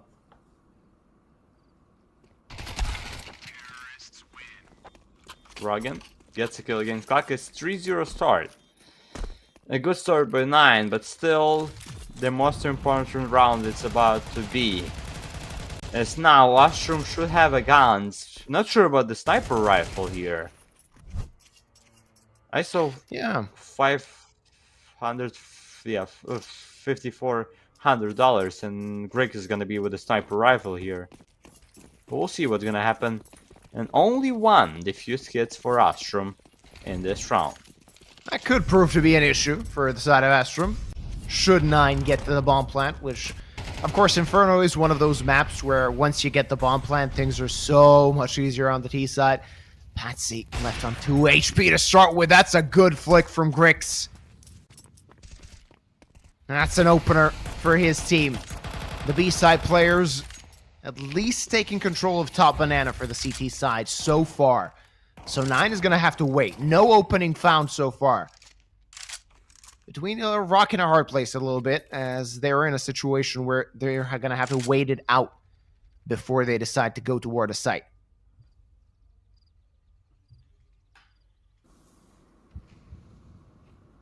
And I also just read in chat by our viewer Himmery an important message. Because Astrum, Ralph with an 8 against Greg who is on the boost. That's a good way to start this round, especially with the Patsy with only 3 HP on A side. And there's only 1 Norby on B. I'll continue what I was just saying later after we're gonna see that action. Or, that's alright. So, Astrum have a game in 1 hour on another tournament. And all what they need to win this map, because it's either gonna be a loss for them on the first map of the CCD game against Sashi. Oh, look at this! So look at Norway! MS Norby! What a good headshot by him, and there is a nade inside, but Klax from behind gets a first. It's all about Mantu, and it's not about him, because Patsy with a 2 HP only left, but it doesn't matter as he gets a headshot and gets the first for Astrum just after I talked about how important it is for Astrum to win as fast as possible, and for sure they need to win this Inferno, because if they're gonna lose this Inferno, it's gonna be 1-1 in this game. They're probably gonna get forfeit on the first map of the game, future game against Sashi, and that's going to be a situation in which Astrum are gonna lose this map and this match, and gonna lose another game on CCT also because of this loss. So there is a lot of pressure on Astrum here on this Inferno, on enemy pick. So we'll see how this pressure gonna be on Astrum. Is it gonna be a real pressure for them, or they're just gonna keep playing their CS and do their best? Well, they're going to have to. Even with the pressure, we know the pressure on the Tier 2 scene. You play 3 best of 3s a day. It's really difficult even to find the schedule. Ooh, Crick's missed shot causes him to lose a bunch of HP. Time to reposition. Norway, in the meantime, finds the first frag. 2-for-1 trade for the CT side. Makes the defense spread a little bit thin there, though. The T's with a man disadvantage. Gonna have to try something. Bob doing exactly that, moving towards CT, and this pincer could hurt. Let's see if they're even gonna expect it, as Bob is quite close. His teammates want to pounce toward that B bomb site. This is not going to be easy for Astrum, though the other two CTs have already taken control of mid. They have an idea, and there you go. Bob taken care of. Now things are starting to move to the side of Astrum quite quickly, as 9 is trying to get to the site, but they're not going to succeed in that. And Montu, with that op, he's just going to try and save it. But will he? That's the question, as Klax is already there, already willing to relieve him of the sniper. It is the second round for Astrum. Yeah, and that's probably the worst timings to get for 9 players, for Bobek here, and then for his another teammate who is walking towards city spawn also. Yeah, that's not the best situation for 9 boys, but it's second for Astrum as they recover on this Inferno and might have won another one. As you see, 2 Mach 10s for Manto and another one for Rals, Galil for Dragon, and small amount of nades. There's only 2 smokes left and 1 molly for 9 as they pushing towards B side. There is a Kenzie with AK, there is a player and teammate, but Rouse, Kragen, Rouse, on 1 minute 30 already on CD spawn, but Norway still alive, still gets something on B side, but only 1. It's 2v2 with a 1 minute and 20 seconds left. Oh, through the smoke, Klax unable to finish off Kragen. The smoke towards Banana, not going to be of use. And if I've heard correctly, the molly has been extinguished. Klax looking for the next frag. It's a 2v2, bomb planted, already ticked down a half. As the CTs are searching for the retake. Molly solid, but will Klax expect the player on pillar? Yes, sir! Klax and Grix taking care of business and tying up the game after 6 rounds played. Yeah, nice try there by 9, to be honest. Good finish by Astrum for sure. Klax and Grix, well played with the double by Grix in this round. And he also picks up the sniper rifle for the future. But look at that, Rouse, 1 minute and 34 seconds on the timer, and that guy is already with a Mach 10 on CD spawn. That was for sure a shocking move for the defensive player. But now there is a huge problems and a shock situation for 9 fans and their economy, especially as we see 5 Tech 9s in round number 7 and a huge chance for Astrum to take the lead for the first time on this Inferno. Tech 9's always a threat. Let's see if they're gonna rush B correctly, as these rifles could well get overwhelmed. First one found. Now Norway needs more, but only finding 2. That's not completely enough, as the T's have recovered rifles now. They do have a smoke as well on Montu. Smoke fell on CT. 1 more remaining as well. It's not going to be the easiest retake for Astrum, but retake they have to if they want to get the lead. It seemed to be easier than the previous rounds. Not going to happen now when the T's are quite ready. Next frag could be crucial. Patsy, will he even expect the player in the cubby? Yes, he will. Looks for the second. There's Grix to cover his teammate, and it's only Bob XD, as he wants to go towards CT, trying to find the next frag. There you go. Maybe this gives him a chance. Not a lot of time left on the clock. He just needs to stop the defuse, and that he did. No time to defuse the bomb, and it's going to be the lead for 9 as they win a round only wielding pistols. Yeah, and that's 5 Tech 9s. It was only 5 pistols. 5 same pistols for 9. And especially after Norway getting those double kills with a Patsy. Gets the first, and I mean, getting double kill there, but Bobek with that crucial headshot, and he's moved into that smoke, just sit in that smoke, just believe in the best, and that best just happened for him.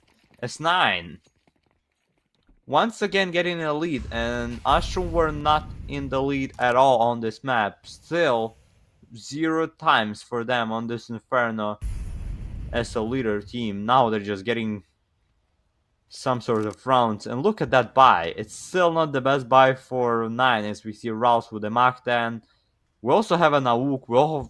We have a sniper rifle for defense. At the same time, we have a pistols on Astrum side. Oh, Klax gets taken down quite quickly. Potsy, that's a running headshot he manages to hit. Though a lot of work more to do, as that 5.7 needs to deal damage around the smoke. He looks for the frag, but Rawls just destroys his dome. And that AUG finally comes into play, but a little bit too late, as the T's are already on the site looking for more. Almost finding it, though. Searching for that kill on Rawls, but the bomb will get planted. And already a player. It's Montu ready on the backstab towards Long. They got no way to escape from this, as Montu wants to strike and take care of these rifles on the long position. He will do just that. And they should know that Grix is close. He did not have the time. He did not have the timing to escape. And Rawls again with that Mach 10. 3 kills in this round for him. And it's 5 on the board for 9. And so far, it feels like Rawls has a lot of success with that Mach 10. As I remember, already 4 kills for him with that gun from 7 overall. A lot of money. He also getting a lot of money with that Mach 10. With that Fram gun and Astrum now. They were only 1 kill away and a few seconds away to defuse that C4 to win round number 4 and make it 4-3 score. But now, after Bobek won a huge duration with the Tech 9, it's 5-3 in favor of 9, and it's an eco for Astrum. Should be another one. It should be already a secure tie in the first half for 9. As we see them walking towards A side, a lot of damage already dealt against those 5 pistols. Klax 34 HP, 37 for Kenzie, and a headshot against Klax.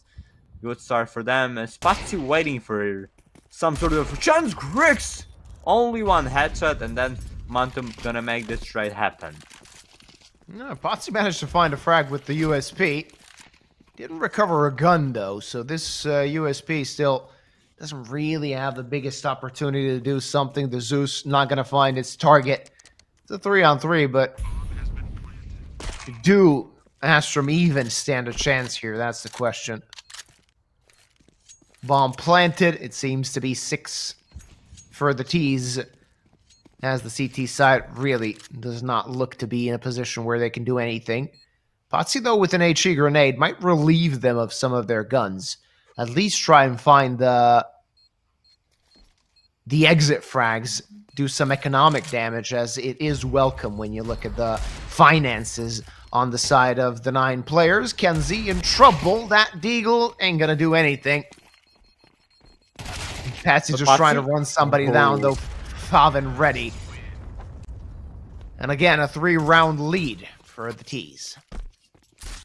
And a good situation and a good idea by Astrum at the end of this round. They were trying to get most kills of that situation, somehow destroy economy of your opponent, but it was still only a good idea. But at the end of this, it's a round for 9. They saved all of their guns that they had in that situation. It's 6-3, and for Astrum, now just reminding you about the situation on that they need to win this map. If they're gonna lose it, they're gonna have a huge problems on not only on this game, but on the future game against Sashi.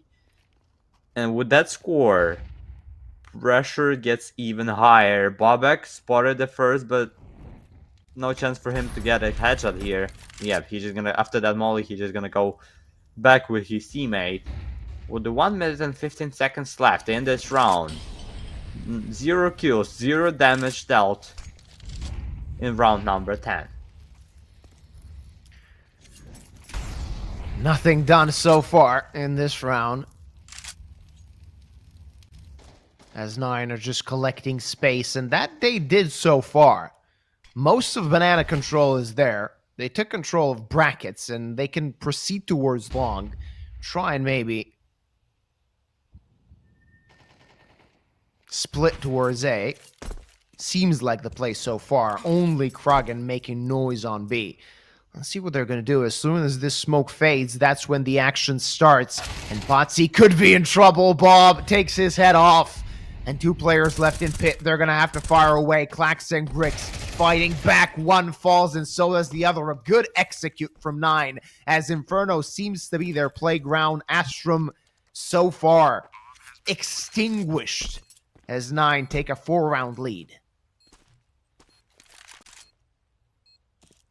Yeah, and I just checked their what is the score on this CCT against Sashi, and if they're gonna lose that game, they're gonna get eliminated from the tournament because it's also Swiss round, and they won only 1 game and lost twice. So for Astrum, the situation is just getting even worse with every single round that 9 winning here on this Inferno, because they have no chance for mistake here. They have no chance for mistake on another tournament. With Kenzie getting a double, but they still gonna get him on the floor. And for 9, those double death, it's not a problem. That's a problem for Astrum player who did not survive in this round, as 9 have a full money and whole pocket of money and a lot of good nades, a lot of guns, as we can see, and they might already have they're gonna have enough money even if they're gonna lose this round. Not a big deal for 9 if they're gonna even lose all of their enemies, but then lose this all of themselves and lose this round. And for Astrum, it gets worse and worse with every round. Potsy, he wants to make a play. They're going to run down Banana, and Kragan destroys them. 2 for 2 trade. That's good for the T's, especially with the fact that Klax is on 8 HP. The sole defender of the A bomb site can't really expect to do much, though the bomb in no man's land. Bob XD is going to get that lurk frag on Grix, though Klax collects Favin. And now things are starting to get messy, as the T's don't really know where they could go. The Rawls, his Mac 10, doing so much work so far.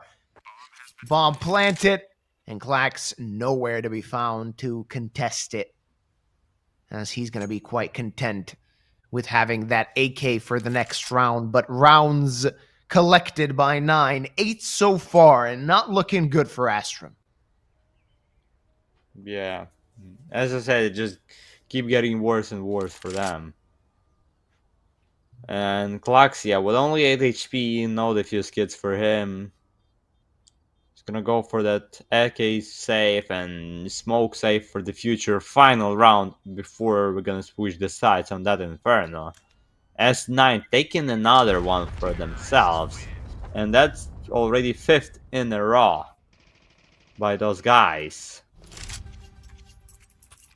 And probably the worst situation for Astrum here, that they're losing with that huge difference, and they technically cannot even take a pause because it's gonna make this game even slower and just gonna make them even worse. And for them, I don't know, that's probably the worst situation to be in, because you need to change something. Oh, Kragan into the smoke, just spraying and getting a headshot against Kenzie. So as I was saying, for Astrum, you wanted to change something, but if you wanted to make something to change it, it's gonna be probably even worse for them if they're not gonna be able to make a comeback on that Inferno. Yeah, absolutely. And that's a problem of the VRS, as we're talking now, because tier 2 teams need to play every game, and they have no chance at all to make some and just say for some tournaments, no, sorry, we're not gonna participate. Yeah. All right. Oh. Rawls and Favin taking care of business. Klax finally finding an answer. There you go. Finally making a play and showing signs of life is Astrum, as Favin is the only one to remain in this 1v2. Klax takes care of him in a 3K to end the half, giving them a lifeline in the second half. But a lot of work left to do if Astrum want to even stand a chance on Inferno. Finding 4 rounds on your CT side, that's not something to be proud of. Yep, that's for sure not the best for them. And we'll see the case here. And who's gonna be the winner of another case for today? Just all blue, bro.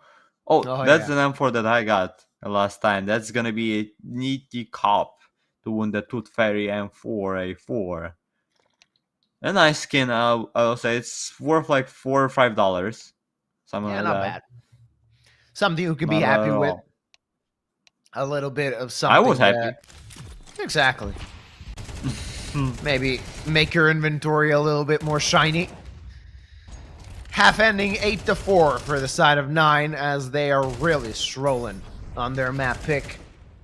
I expected a much more contested affair, given that Astrum has some really good numbers on Inferno. But it seems that maybe they got, I don't want to say they got fatigued or tired after playing only one map, but it was a long one and a difficult one to take. And at that point, momentum is everything, and momentum gathered by 9. Let's see if maybe this pistol round can wake up the side of Astrum as they need it desperately. It is imperative that they get the pistol win.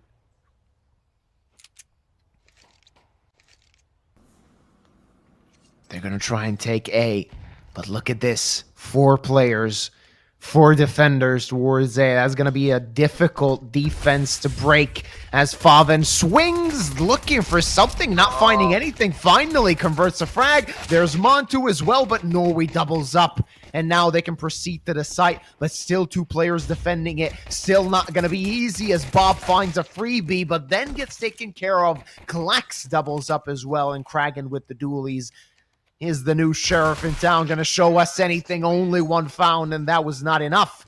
So, Astrum finding 5, rather, they still have a chance on this map. Yeah, but in this round for 9, those spews were just not hitting any shots. They got a few kills there, but all of the bullets were just somewhere around enemy's head, but not in the head. And that's why Astrum won this round. S9 forcing right now with the 3 MP9s and with the 5.7s here. And at the same time, I just saw on national TV that the next game for Astrum is not gonna be their final game for today. Oh yeah. They're gonna have another game just 3 hours after. I mean, it's from now it's 4 hours. In 4 hours they're gonna have another game against their Tenacity. And that's a hard day and a long day for Astrum. And if they're gonna lose all of those games, it's gonna be so disappointing for them.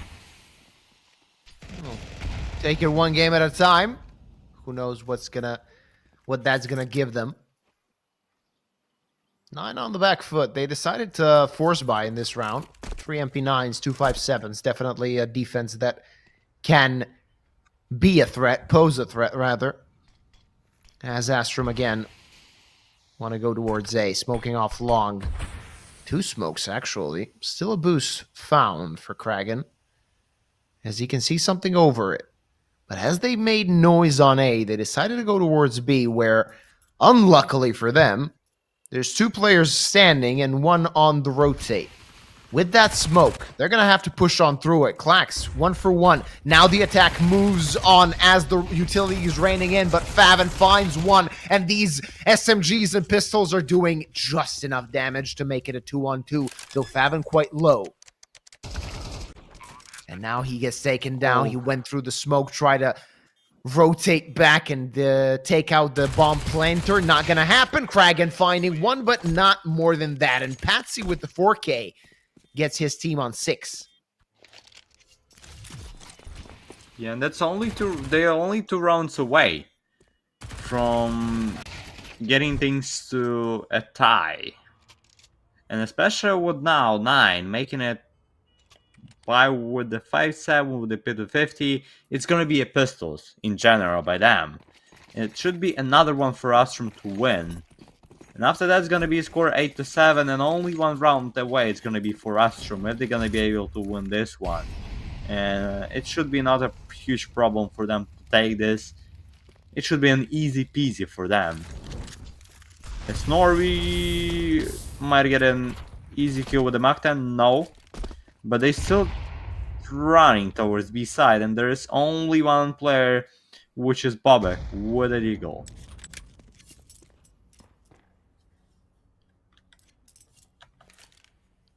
Slowing it down again. He is Astrum. And they've had some really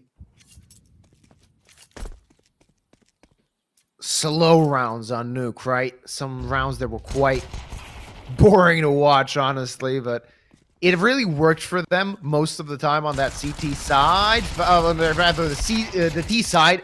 A lot of trades, and Kragan finding a collateral with the USP. That's not something you see every day. Gives him a chance. Looking for more. That USP did a lot, but that was not enough. 1-for-1. 1v1 rather, as Bob XD still has a chance to steal this round away. 40 seconds on the clock. Patsy knows where Bob could be residing. Just gonna tap that plan. Wants to push, make him push through, and he's gonna do just that. Patsy again with the multi-frag. Now only one round away is Astrum from tying up the scoreline. Yeah, good recovery by them. For sure, after they had such a tough start. But it's T-side on Inferno, which is better. And with the last money for... with the buy, full buy by 9 here. With a sniper rifle by Mantu, but no defuse kit at all for defense. It could be a problem at the end of this round. However, Mantu was trying to get the kill, instead got minus 40 HP for himself. And also there is a damage minus 60 against Kragan. Not the best way to start this round for 9. As Astrum already rushing towards A side, there is Mantu inside, there is a teammate in mini pit, and Faven's gonna take the first, and Mantu gets a kill, but after that, Clark Griggs and everybody gets a kill. It's 3v2 in favor of Astrum. But at the start it felt like a huge problems for them, but not at all, as they planning the C4 in advantage. Ooh, oh, that was close. Oh no, that was almost a headshot for Kenzie, but Rouse just got into the library and saved his life. And now the CTs know they don't really have a way to get to the site. No diffuse kit either on the players that are still alive. Just waiting for the exits, and the fact that they have utility could prove to be useful in that regard. The fact that they could at least do some economic damage and chip away. As Rawls does just that, taking down 2. But it's going to be another round for Astrum, as they're going to get a tied result. At the half, it really didn't seem like they even have a chance. Don't forget, it was 8-3 before the last round of the half. It seemed like 9 were running away with Inferno. Now, I can see Astrum taking the driver's seat of this map. Yeah, it feels like they just woke up right now on this map.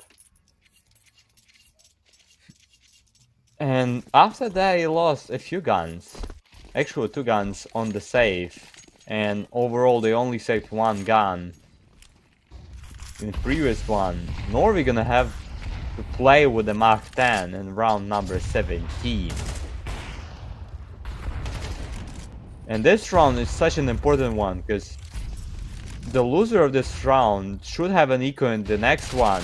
And it's basically the round, if you win this one, you get another one for yourself, for both of the teams. Norway gets an entry with the Mach 10, and picks up the silencer. There is Rawls, who's still fighting close to the banana, but after that Molly for sure needs to back up to the side and wait for the support, and support is there. There is Kragan, no nades for him, and that could be a problem also, as we see only one guy behind the triple. They spotted Rawls, but Kragan just walks into that small, gets a headshot, and then goes back to the CD spawn. Patsy gets a kill against Rawls, finally for them. There is a boost, there is a first, there is almost a second for Kragan, as Klux gets a kill against Mantu. It's 2v3, and Astrum gonna take the bomb and plan it on B side. Yeah, man advantage again, but now the CTs have a chance. They have a kit, and they have 2 pieces of utility to work with. Just waiting for the smoke to fade. Enough time to be gathered. Kragan takes the double, and it's only Klax that remains, trying to find something. Finds the first, looks for the second, but not able to finish him off, and more than enough time for Favin to defuse that bomb. Finally an answer for 9. A hard-fought but 1 round, and they're back in the lead. Yeah, once again, we see one of the teams getting a few rounds in a row and tying up the game, but in response, their opponent have a round and taking the lead once again. As we see also the final player saving the sniper rifle for the future one. And what a performance by Kragan there. It's also 4 kills by that guy that basically won the round for 9. Such an important one. And after they planted the C4, I mean after they planted the bomb, they're gonna have a force with the 1 AK with the Galil and then knock them. That's a risky one by them, but with that situation that they have with the schedule, you need to risk it for the biscuit. Yeah, absolutely. They need to win this map. Otherwise, they might be forced to forfeit, given the schedule that they have. But this is not a buy you want to have in such a crucial point of a map. As if they lose this round, we can see 9 extending their lead. That's why Astrum are going to slow things down even further, only leaving 1 player as Klax is towards second mid. The other players moving towards B, and Montu striking with that big green. 50 seconds on the clock as Bob XD strikes back through the smoke. Rick's dead. Potsy in pool trying to find something. Do they know about him? That's the question. Now they definitely do, but the rotates are coming in, and the T's still not gaining any ground. The CT's just taking heads as Bob XD finds 2 more, and even though he's fallen, it does not matter as Montu's up is ready and takes 10 for 9. Yeah, that's a 2-round difference in favor of 9 in such an important situation, especially with the money problems for Astrum, as they supposed to save right now, because they had no C4 planted, they had nothing, they had no kills at all in this round, and that's gonna be just a huge problem for X Aurora. There's gonna be an only deagle in round number 19, and it should be another one for 9. It should be 11 on their own pick. If we're not gonna see some shocking moves with those clocks, yeah, and probably not gonna see it as Raul's getting the first kill with the MP9 and getting some money for the future, which is also gonna be important because 9, they have some money, but it's still not so much to have a confidence, and it's still not enough to go fight for every single fight if your enemy is saving. Kragan gets another kill in this round for his teammates. It's 3v5, and Kragan with a double. Should be an easy one for 9 to take. Okay, there's a die for Faven, but after that, Raus and Mantu is gonna finish this and wrap up the things in this round. The round for life of Astrum is starting right now. Exactly. They win this one, they can start bouncing back once more. They lose it, then we're going to be moving the train quite quickly.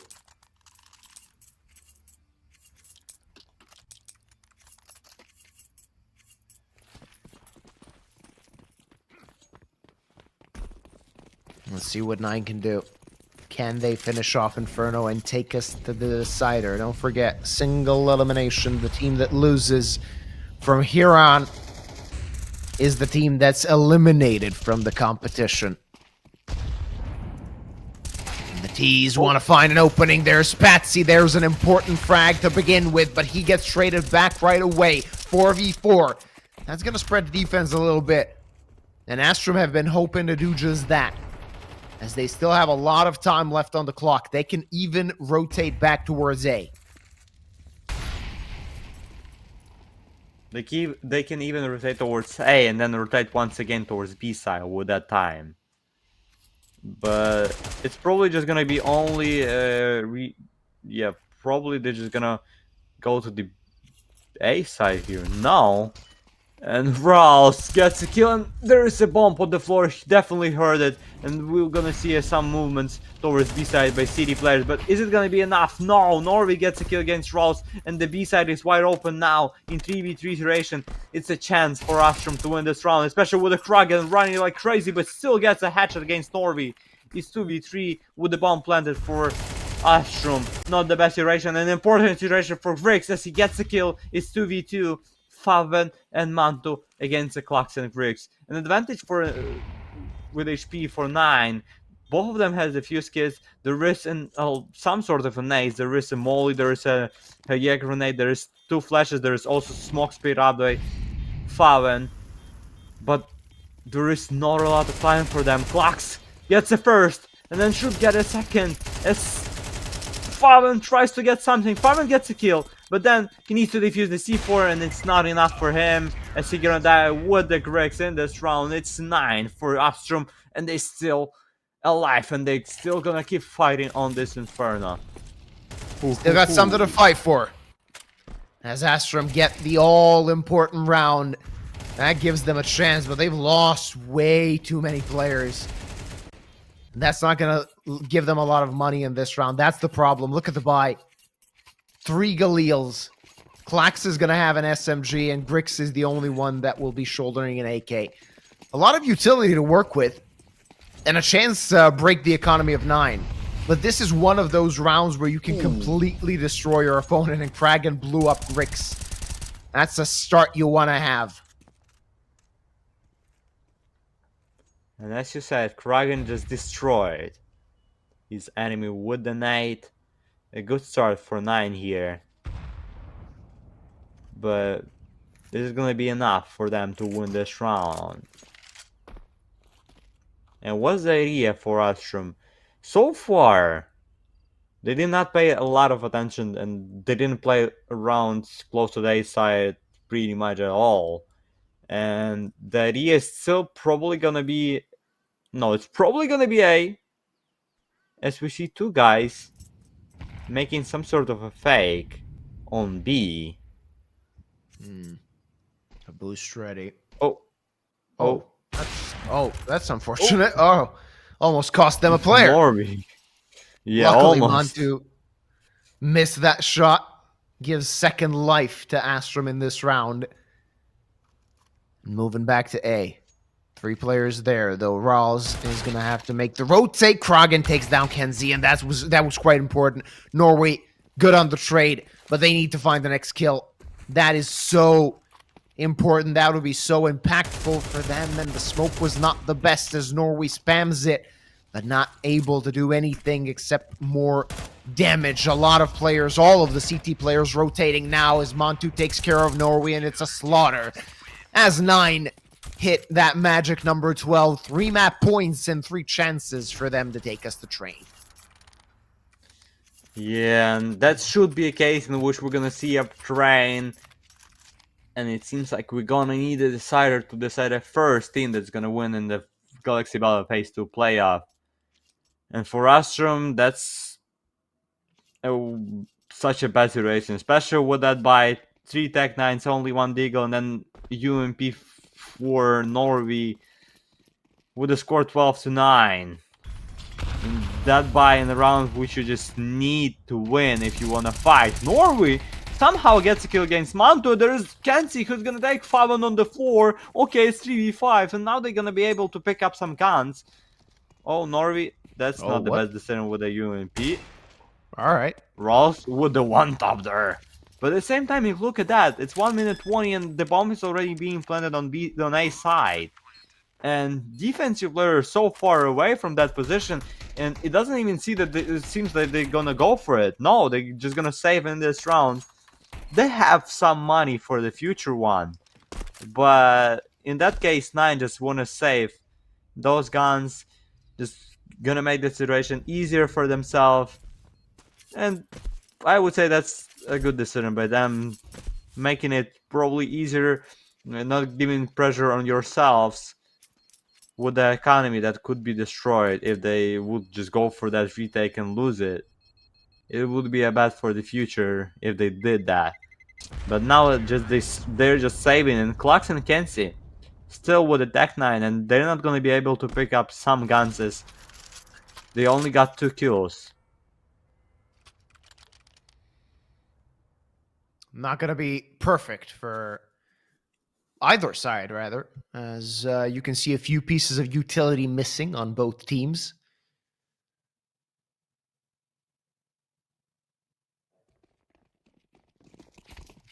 Still 2 more opportunities for 9 to convert this. You've already mentioned if they lose this one, we could see overtime on Inferno as well. And they will rue the missed opportunities if they don't actually win one of the next 2 rounds. Utility usage quite good. Potsy taken down to 27 HP, and Norway is dead. This seems to be a good hold, and Bob, he wants to fight, might even have a chance to do so. He's going to get double peaked, and Potsy takes care of him. 4v4, only 1 player standing on B. Do they want to strike right now? The answer seems to be yes. Just while looking at the minimap, they're heading towards the B bomb site. Rawls, he's in the smoke, ready to pounce. Should he walk through it, he might get a frag, as nobody's looking that direction. But he did not decide to do so. Bomb planted. And smoke broken. Montu and Rawls taken 2. Krogan takes care of Klaxon. It's only Potsy on his feet, but 27 points of health. That's not a good position to be in. And the bomb not planted, rather, as it was cut short. The plant. Potsy might be a good decision to try and do something here. Want to say just stick the bomb and see what you got, but not going to happen. It's 13-10 as 9 take map 2, and we're going to train as the decider of the first map, or rather the first match of the top 16 phase of Galaxy Battle Phase 2. Yeah, and that's a hard situation for Astrum for sure on this Inferno. They had a good start in the second half, but after that, 9 just figure out how to play against them as T side, and then just a good round in defense as 9 finishing, especially the last round. The final round was just brilliant with that nade just exploding the smoke, and they got double or triple from that situation, and they stopped the C4 from planning. That's a good round by 9, and a good performance by Kraken with the 28 kills in 23 rounds. What a performance by him. A good map to be played by that boy. And as you said, it means that we're gonna have a train, and it means that we need a train to decide a winner of that round of 16. So we'll see you in 10 and 15 minutes for the train on Galaxy Battle with Luba and Astrum against 9.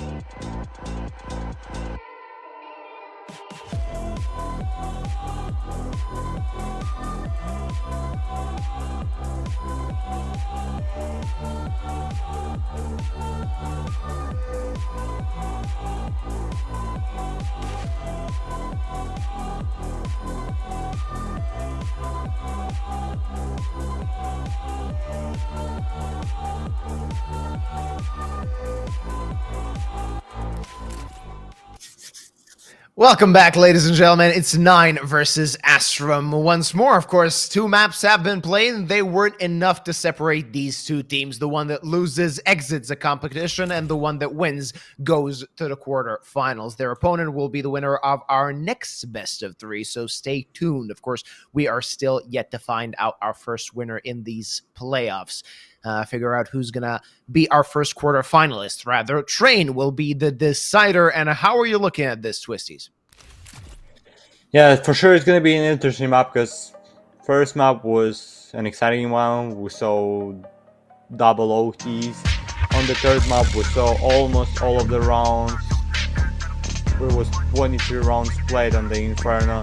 And I expect to see probably the same situation on Train. At least 20 rounds should be played on this map, and we'll see who's gonna take this win, because this one is for sure is gonna be a hard one for someone to take, but whoever's gonna win it is gonna be a happy 100%, either probably even more than 100% happy, as we see a knife round here. Who's Still gonna waiting take the for... knives? Oh, who was it? It was Astrum. 9, right? That one. It was That Astrum? one. No, that was Alright. Astrum. Yeah, Astrum. I just saw a kill feed for 1 second. That was the kill with the karambit by someone of Astrum player. As they're gonna decide the site and where they're gonna play first half of this train. And what about win rate on this map? 61 for 9, 59 for Astrum. Pretty equal situation here as we talk about the win rate. Astrum played 9 maps more than 9 did. 27 and 18 for 9 played on this train, but it's still a lot for both of those teams, so it's probably not going to play a huge matter. It's going to be a matter of who going to take the crucial rounds and who's going to take this win, as we start the first round of the decider of the first game on Galaxy Battle Phase 2 playoffs. I'm actually seeing Astrum taking Train. When you look at the statistics, they like to pick Train, so that might be of use. But let's see first what's going to happen in this pistol round as the 9 players are making their way to the site, planting the bomb. 5v5 retake, always hit or miss, but they do have a kit, though Bob XD takes care of Kenzie. That's a good start for 9. That's something you want to see if you're rooting for their side. These dualies on long range can't do much, but XD presented himself on short range. Grix doubles up, 3v3, still a lot to play for, and Bomb has not ticked so far too much, around 50 seconds left. Ross finds a frag, and now things are starting to be a bit more easy for the side of 9, as the CTs can't even come close. Astrum struggling to find the kills, and they fall all. It's 1-0. to the favor of 9. Yeah, the first one, and the way how quickly they were just on A side, in my eyes, it just felt like I saw them on T-spawn, and then after that, a few seconds just right after that, they were already playing in the bomb on A side. And the quickly one for the pistol, it's gonna be a force by Astrum, as we all know that they need to win this game and finish this map as fast as possible, because they have already a game in 8 minutes on another tournament, which is for sure not gonna start in 8 minutes because they need to finish this one. Oh, And they probably gonna take a forfeit on the another tournament, as Norby gets a double, might go for a triple. No, Kragen gonna take him down and gonna do the same with the Patsy. It's from 3 to v5. It just with that double by Kragen, it's 3v3, an equal fight with the 1 minute and 15 seconds left in this round number 2. 3v3, still a lot to play for, but the CT's nowhere to be seen towards A, as that's a forward position from Kenzie. Seems that it's not really going to do much. so far, as he's going to clear the halls and see that there's nobody there, but the utility dropped by the T's is going to be their cue to know that they need to rotate if they want to have a chance. The question is, can the CTs even consider going on a retake in this position, given that they don't have a kit? Of course, they're outgunned, even though the numbers are equal. Trying to find the next kill. If they can do so, they can rush toward the bomb. So much time wasted so far. Grix starts off quite well. That's first kill found, but they don't really have a lot of time. They need to jump on the defuse as soon as possible. And the bomb not planted nowhere near them. So they're going to disengage. They're going to pull back and save what they got. Also, Kenzie picked up a rifle, so that's going to mean a bit more to work with in round number 3. But round number 2 goes to the hand of 9. And a good one to take here. And a good decision for Astrum to save in that situation, because they did not have a lot of time. And as you said, it wasted around 20 seconds. They just wasted without the defuse kits, especially in that situation. It's just not a chance to win this. And I also saw at the moment that they probably, postponed that game on national TV, and it should be in 35 minutes from now. And it probably means that they're not gonna get a forfeit on the first. I don't know, maybe the Sashi say that they're gonna play, but it's not about the Sashi, it's about Kenzie and Klux, who takes the first kills in this round. As Astrum is 4v5 with 1 minute and 30 seconds left in this round. That's a fast and quick rounds on this train so far. Yeah, very fast. And Astrum fighting back. I think 9 didn't really expect such a good buy, given that Astrum had 2 Galils and 2 Famasas to start with, along with that scout. They just try to rush towards Yard and didn't really work out for them so well, as they were blown away. Now only Montu and Favin trying to find something for 9. Montu is going to get his head blown off as Grix took the good position in connector, and it's only Favin now that remains. He's going to get double teamed towards Khan and not going to have a chance. Grix firing off quite well to begin train. 5 kills from him. He found a frag in the previous round, 2 in the pistol round, and 2 in this one. So that's quite important for the side of Astrum. As long as Grix can at some point get the big green, that's going to be even more impactful for him and his team if he continues to play like this. And a tactical pause taken by 9 just right after they lost only a first round on this map. But probably the main reason of that pause is the situation of the money. They don't have a lot of money here after they still won 2 rounds in a row, but now they got taken by Astrum, and in all of those rounds that they played, they lost half of the guns or something like that. What is the plan? What is the buy by 9 here? Is it going to be forced by all of the guys, or is it just going to be a hero buy? No, it's going to be a force by all of them, as we see Mantu with the Galil, as we see Rals with the AK, and Bobek is just going to have a T250 in this round for himself. As we start round number 4, and it should be maybe around another one for Astrum. Seems possible. Seems likely, as it's a mixed bag of a buy for 9. Kenzie playing around the smoke. You should be careful. That first frag could be of essence. Crawford's blood completely could turn the tide of this round. He's playing quite slow so far. Overwhelmed at a bomb site with a player in main and a player in Ivy, with 3 guys exiting from Pop. It's going to be an interesting take as they just now go toward the site. Grix draws first blood and he doubles up. There's the third. Potsy falls, but Grix is still on his reign of terror. Finally shut up by Kragan, but that was not enough as Norway finds the trade and the tied result after 4 rounds played. Yeah, and what a performance. What a way to defend that A side by Grix. With the triple says, boys, hello, how are you doing there?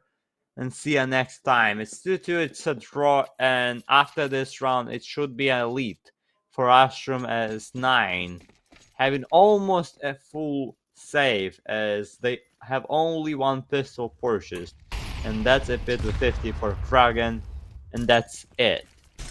No nades, no Kevlar or armor at all by them. Only $300 spent by T-side, as they probably plan to rush Ivy in a few seconds, and Klax with the molly just jumping and waiting, and for sure expecting that moment. Yeah.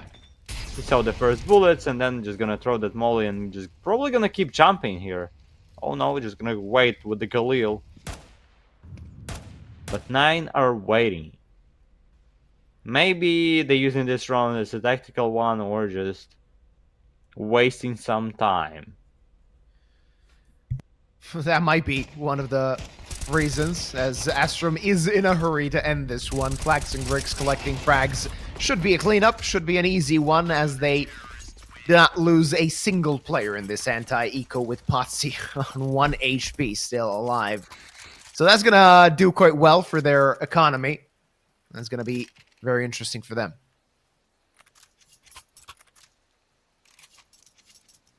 And we can also see a sniper rifle for Grace here. And already 10 kills in only 5 rounds played, which means that on average he gets 2 kills in a round. And that's a great way by him to start this map. But now he needs to keep going, and because sometimes we see the guy having a huge performance, having some highlights at the start of the game, but in such an important duration he just disappears from the map. Oh! It's Kragan and Bobek. Bobek! Stop him! Oh, Bobek! What are you doing, mate? It's a triple by him, and he's probably gonna get another as he saw Griggs and he also hurt his scope. Bobek just destroyed that A side and destroyed that A defense by getting them away from the server. Riggs, and good flick by him, but it's not a chance for him to survive as Kragan came from behind, picks up the sniper rifle, and it's gonna be once again a draw, 3-3 score on the server. Yeah, well played for Norway to find that first frag, but a complete explosion toward the A-bomb site by 9, overwhelmed the defense. And again, it seems that Astrum is on the back foot as they are facing a reset if they lose this round. Don't really have the luxury of doing so. They want to get a lead as soon as possible and see if they can get it now. Rather get back that 1 round collected by 9. A lot of utility usage, not a lot of utility damage, as the CTs have dealt no points of damage to the Ts. Only a little bit towards themselves. Moving towards B is the side of 9. They left Favin at Ivy to play the Lurk, quite far away from his teammates. Still, undecided as to where they want to go. They're going to play this quite slow. The AUG, again, picked up for Norway. And that's a good angle for the AUG. As soon as he spots somebody, that somebody can't really do much, though. Smoke does its job as the T's bounce towards the site. No scope on the AUG. Finds 2 kills.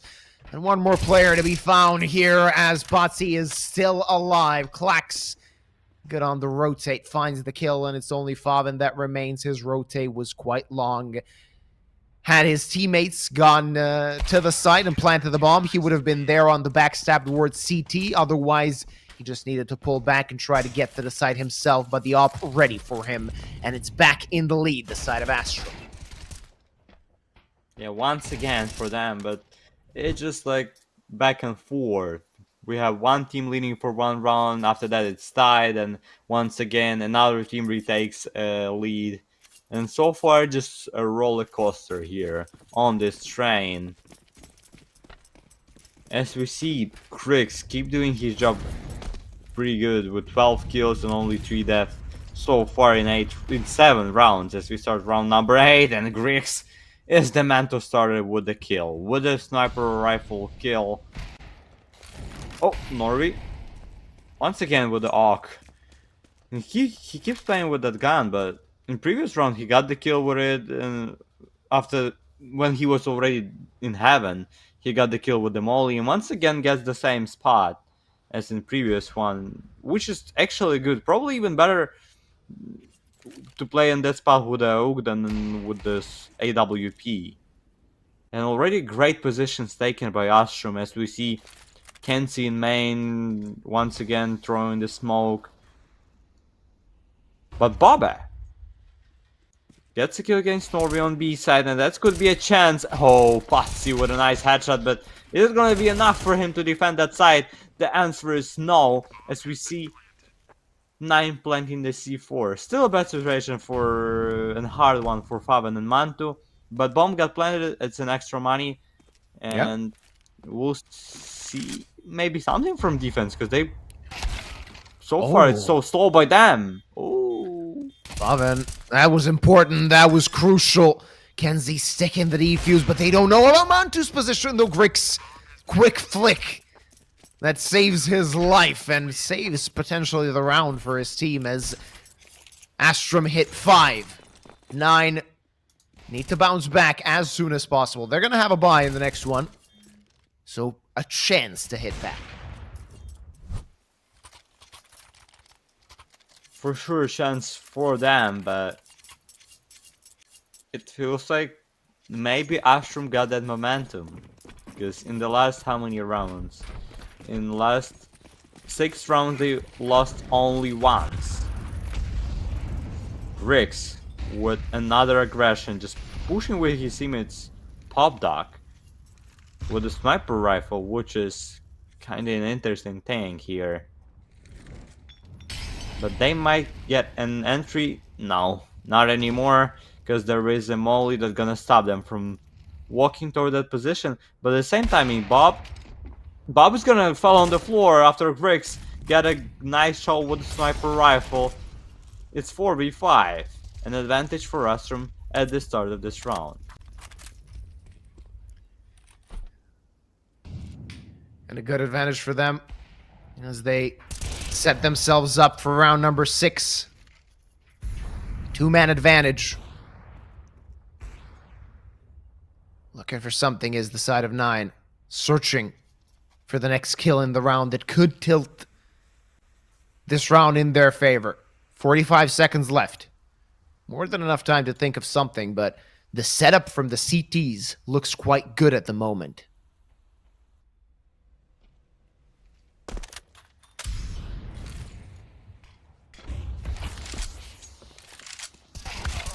Ralph gets on the floor after Norby spotted him. It's 2v4, but the time, it's only 20 seconds left, and if you need to run, that's the time to do that. As Kragen with the C4 coming to the A side, and what about Flashbang? But at the same time, Kragen got the kill, then Faven gets another one. But 5, 4, 3, the nade could be huge. Oh, they won it! They won it! How? Faven and Kragen with the 4 kills by Faven. That was 2v4, am I right? Yep, that was a very bad situation for 9 to be in, but they managed to pull it through, and that's so odd. How Astrum have played that, how Astrum have lost this, finding a 2-man advantage. And after the 3rd player dies on the side of 9, you expect this to kind of be a clear-cut affair, right? And then just a few very uncharacteristic individual mistakes made. And the Twitch chat is going to make a field day out of this one, as this is one of those rounds that can cost you all the momentum you've gathered so far. Result-wise can cost you as well, not only when it comes to economy, and this round could be crucial for the remainder of the first half, as the team that wins it is going to put themselves in a very good position. Both teams facing a reset.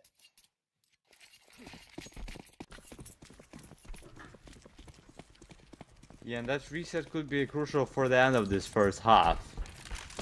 And that reset probably gonna be the situation in which we're gonna have the team, if the team's gonna win this round, it's probably gonna be a good finish for them at the end of this first half. And we saw already a fast push, an aggressive push by the defense, by the Klax and Griggs on Ivy, but it didn't give any success for them. However, it gave a lot of information, and now they know that there is no players on Ivy by 9, and with that information they could just get her close to the B side, as we see player number 5 and number 4, which is Pasi and Norway, are already close to the B side. But Bopex get a headshot against Patsy. There is a trade by Norby, but his position is revealed and he needs the support. Clocks with an MP9, that's a hard situation for him and a long range for him to get some support to his teammate. Yeah, and he falls on the floor, but Kenzie with the Griggs gets some kills. It's 2v2 with the 40 seconds left. We have a sniper, but what a good decision by Kraken to just jump there, and he's gonna plant the C4 without any problems. 2v2 on Kenzie. No utility for the CTs, but Kenzie finds the first frag. It's Montu on the op. He had a struggler in the first 2 maps, struggling on train as well, but this clutch could buy him back. Not gonna happen as Grix takes him down.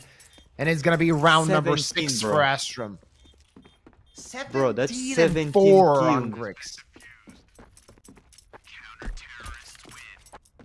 And it's not even an end of the first half. That's huge. And if you want to ask me who wants to win this match more than anybody else, that's a Grix for sure. With his performance, and he knows that they need to win it as soon as possible and as fast as possible for them. Yeah, absolutely. Not a lot of time left for them, as they have a match quite soon in another competition. Norway finds one, but Klax is there with the double. The bomb has made its way to the side, but a 4v2 advantage for Astrum as they're trying to get the retake as soon as possible going. Favin able to escape with 11 points of health, gets taken down by Patsy. Only Bob left. And he's trying to find something, finds one. There's a chance, maybe a lifeline, but a bomb being defused right now means Bob is just gonna tuck tail and run another round to the hands of Astrum. And that's already a win for them secured in the first half, as we heading into the last round before we switch the sides, and as we also have a case, so that's might be a time for you to use your Galaxy Battle 500 points to get a key for the case, and maybe those 500 points gonna give you a huge skin. Who knows? Yeah, might get a knife. And now we have a Might get some technical gloves. pause. Oh, that's not good. That's not good. And if I you're assume Astrum. that's the technical pause for 9. I assume. Yeah. Astrum does not have the time for tech pauses. They are in a hurry. The good thing is, next half, they're on the T side, so they can hurry things up, make it a bit more explosive. Hopefully, the tech pause should be done with soon, and we'll be back on the server. 7-4 is the result. This is the 3rd map of our first playoff game at Galaxy Battle Phase 2. So it's going to be interesting to see which one of these teams is going to make it through to the quarterfinals. Their opponent will be the winner of our next matches, PARIVISION against Rush B. Very interesting game, a CIS derby. As James and the crew take on Kinky and his team. A few interesting names as honest, well. Yeah, I think that this is the first game of the playoff, but the level of play and how we saw a lot of crazy situation. We saw an OTs in the first map, then a close fight in the second. That's a huge for another team, because not all of the teams and matchups can beat that one. With that first game, we already having a huge level of CS here. as we're heading into the last round after the technical issues on some of the teams. Tech issues fixed. We're back in the action. Last round of the half in our third map of the day. Both teams are going to be taking this quite slow. The CTs not wanting to draw too much attention to themselves, lose a player in an attempt to find an entry frag. The T side just milking the clock so far, as it seems they want to strike towards A, make a split. However, if you look at the mini-map, you can see an interesting play from Klax and Patsy as they want to take control of Ivy. They want to get some intel, some information that could be of essence, but Kenzie, isolated, not in a good position, on the open, finds the first frag, somehow still alive, on 9 points of health. Now, his teammates are coming, and Kenzie in the smoke. Klax, in the meantime, found the frag of Montu. Patsy is dead, but Klax, he's gonna die, though. Kenzie takes the bomb down, and that was crucial. That's so important, though. Time still not against them, but Kenzie is, as he's taken heads, finds 3, and only Bob remaining. And so much work left to do with 25 seconds left. He needs to hurry up, and he's hurrying back to the site, but Grix awaits with that big green scoped up and ready. Did he hear the steps? That's the question. The answer seems to be no, but he sees the player and takes him down. 8-4 half to the hand of Astrum. And 18 kills in the first half, and only 12 rounds for the Greeks, who finished this half and who was pretty much in every single round. We saw him on kill feed getting some kills, and 1.5k of the damage by that guy in the first half. It doesn't seem good for 9. And for them, they need to win pistol round for sure. If it's gonna be a bad situation for them in the pistol, it means that's probably gonna be over for them on this map, as we see another 2 fairy won by Juvir favorite here. Congrats, brother. And that's probably the last case for this best of 3, but for sure not the last one for today, as we have just right after that game, we're gonna have a PARIVISION against Rush B, and for the last one for today, but it's gonna be at the evening, the last game between Iberian and Soul and Spirit Academy at 5 p.m. Central European time.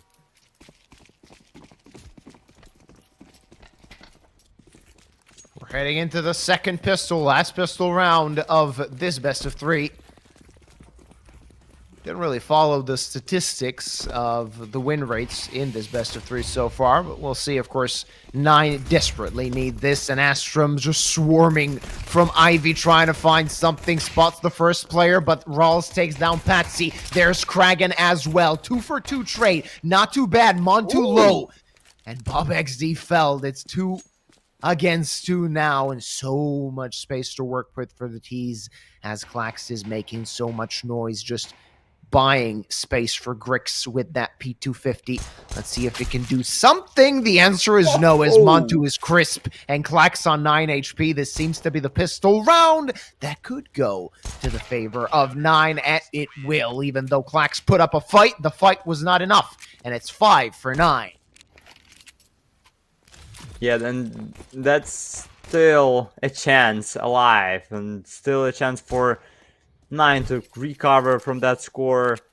The belief is still in the air. As Astrum, for sure, even if they did not plant that C4, they for sure gonna force right now. And for them, those risky situations and that pressure that they have because of another tournament, just so they have to play another game already, because technically it's 17 minutes that they're already playing another game, but it's not the case, as they playing the train here and round number 14. And now it's gonna be a push towards B side, as there is a chance, no, not anymore, to get a Bobek who is just moving with the smoke in his hand. But that's also an actually good spot by him. You see the enemy, you just jump. Yeah. Always a good spot to be in. A lot of intel gathered. Montu doubling up. And now Bobek firing away, though gets taken down by Klax. Clap. And a lot of good kills coming from Klax. We spoke about Grix, but Klax on 15. That's impressive. 16 hit 16. and looking for more. Bomb planted, Klax dead, and so is Patsy. Grix in a pickle now as he needs to find the head. Not going to happen as Kragan takes down 2. And a collapse for Astrum as it seemed they're going to take their 9th round and reset the opponent. Not going to happen, though, as 9 secure another round. Yeah, it felt like it was only a matter of time for Astrum to finish this round, but after that, too much aggression by them, and those mistakes and that aggression cost them this round, and probably gonna cost them another one. They still planted the C4, and in that situation of pressure and lack of time, they might go for another one, yep, and it's gonna be a situation where they're gonna make second force in a row. No eco by Astrum on train on T side, as we see how many Galils? 3 Galils and 1 AK for Klax. Only how many? Only 8 nades overall by Astrum in this round. Oh, As Mantu gets an draws. entry against Klax. First blood drawn. Let's see what's going to happen now. As Bobek also wanted to fight. At least gathered some information about what's going on in front of B. Now just going to play a bit slower, the side of Astrum, as they know this round could be instrumental if they want to win this best of 3.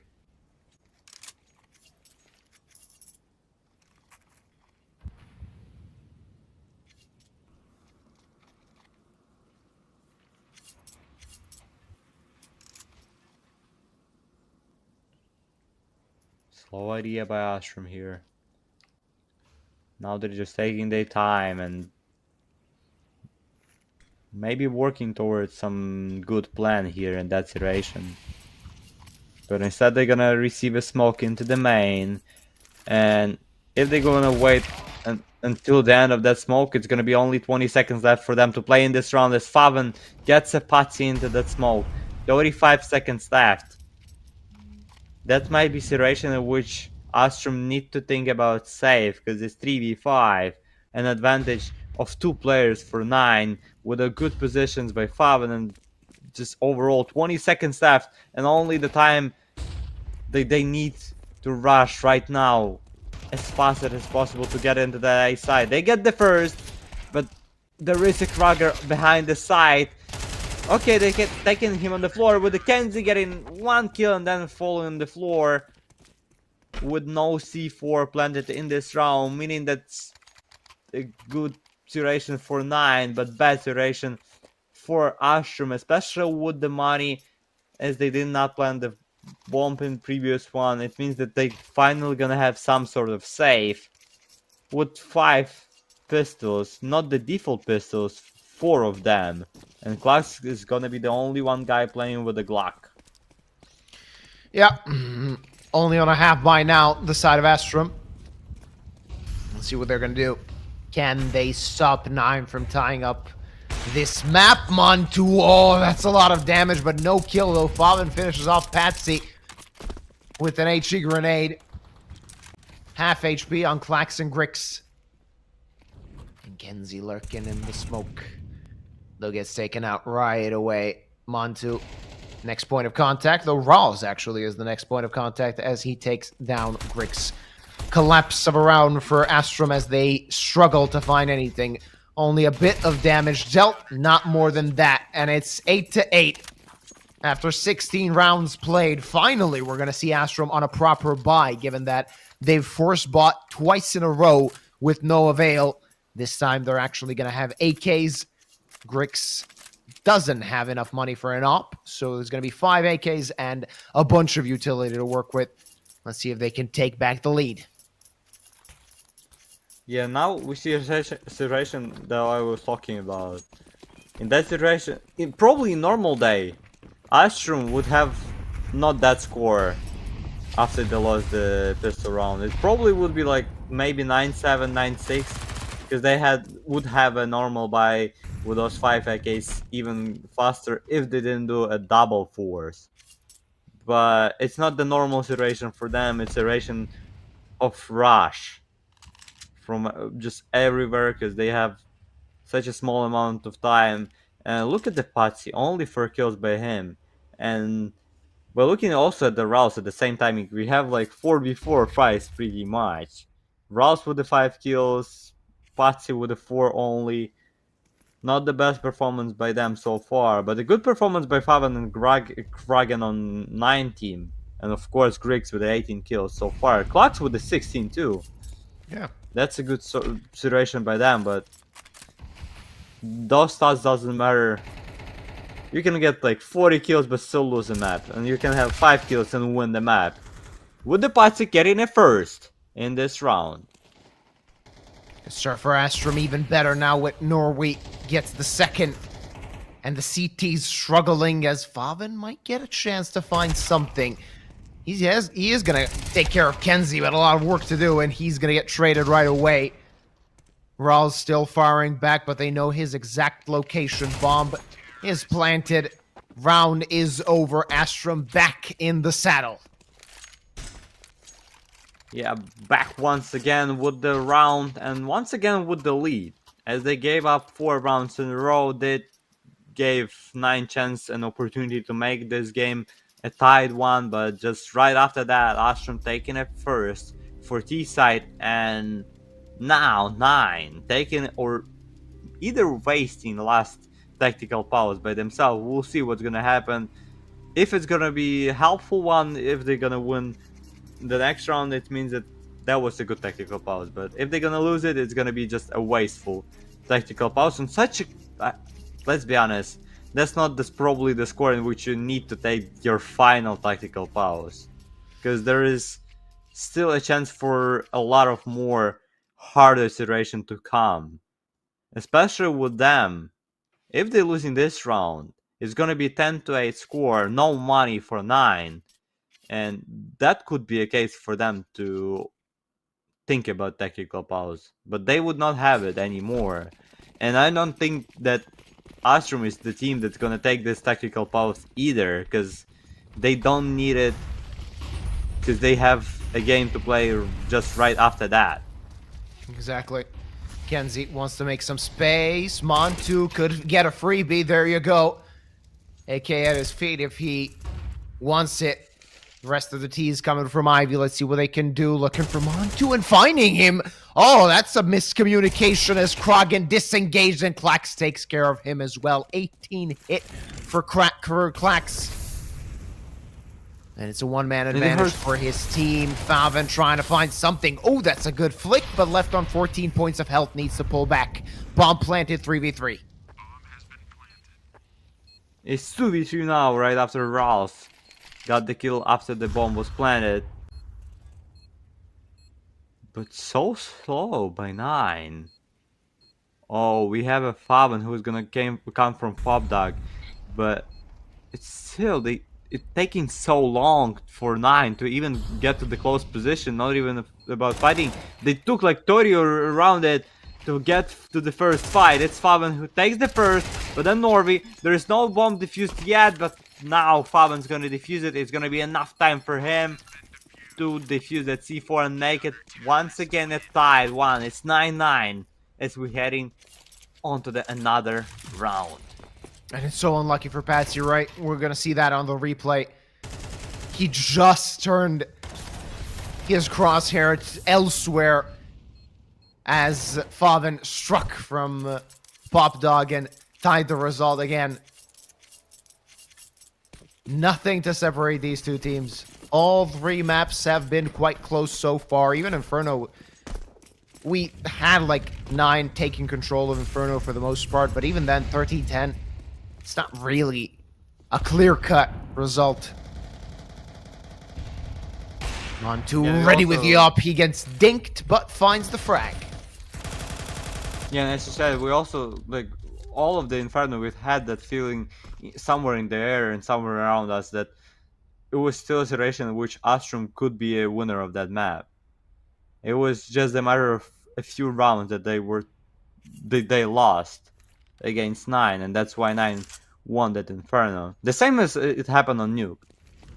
We'll see what's gonna happen on this round of Train, as both of the teams have a bad economy here. Faven gets a huge headshot. Probably gonna go for another one as he gets Molly. No! Grix is all about deceleration and it's all about this control as he gets another one and make it 3v3 with amount to only 10 HP left in this round. And Grix is going for another one. He's hunting for it and he's waiting for Ross to pick. But Ross was better just in that situation. It's 2v3 as the bomb is planted on A side. And only one defuse kit for low HP Mantu. But Kenzie's in Spectator, it's all about Flux, who's 1v3, gets a double! It's 1v1 for him against Kragen, who has no defuse kits. Flux with a flash, there's smoke on the bomb.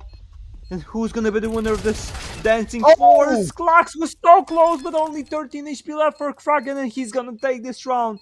And that could be probably the most important one on this train, as Kraken gets this clutch and gets another one. It's 10-9 in favor of 9. Finally, they get in a lead. That's so unlucky for Klax, says he was close to clutching and playing out of his mind on this map. Still not enough to get his team in the lead. Another tech pause, it seems. Hopefully soon to be resolved as Klax has left the server. May have been a tilter round. Punched a keyboard or something like that. 1 round advantage for 9, but no... Well, yeah, they do have a lot of money this side of Astrum. It's going to be a buy, not a perfect one, but enough for them to continue fighting on Train.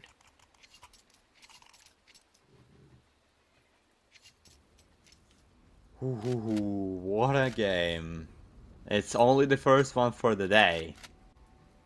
We still have 2 best of 3 for Galaxy Battle after that. But this one, the first one, is already worth a lot of money to watch it. And I also see that on Astral TV that Astrum forfeited the first map against Sashi. Yeah. Unfortunate for them. We have more than 5k viewers on Twitch, boys. Hello, boys and girls. We're so happy to see you and I appreciate you watching us. You can also click the button follow to stay tuned and watch all of the best CS here on Galaxy Battle. And you can also mistake on the bracket. 9 and Astrum, whoever wins this match, is actually not going to be playing PARIVISION or Rush B in the quarterfinals. They're going to be playing the winner of Nemiga Sinners. That's going to be played on Tuesday, 10 a.m. So tomorrow, they're going to find out who their opponent will be in the quarterfinals. While PARIVISION and Rush B, the teams that we're going to watch after this map is done, will be facing off against the winner of the Ents Passion match. That's going to be a big one. That's going to be an interesting one. Yeah, that's for sure an interesting one. There, as I also saw that Passion are getting into the bootcamp that is probably somewhere in Poland, I believe so. They're having 3 of their players, and probably until tomorrow they're probably gonna have all of their players on the bootcamp, so that's gonna be some sort of an advantage for Passion there, as they're gonna play against Ents, one of the favorites of the tournament, gonna face in round of 16, and we're gonna lose one great team already on that early stage of playoffs tomorrow. And what's the problem here? That's a question. Not sure. Still waiting for Klax to connect back. Still waiting for some information as to when we're going to be back. It's a short technical break. I would assume it's going to be fixed shortly. 1 round advantage for 9. The 2 previous maps that have been played were Inferno and Nuke. Nuke took us to a double overtime. Inferno, not so exciting, though it was quite interesting to see. Also, we got an official directive from the Galaxy Battle team to read the Twitch chat. So during the tech pauses, if you got something you want to say to the casters, we'll be open to reply, as long as, of course, the technical break continues long enough for something like that.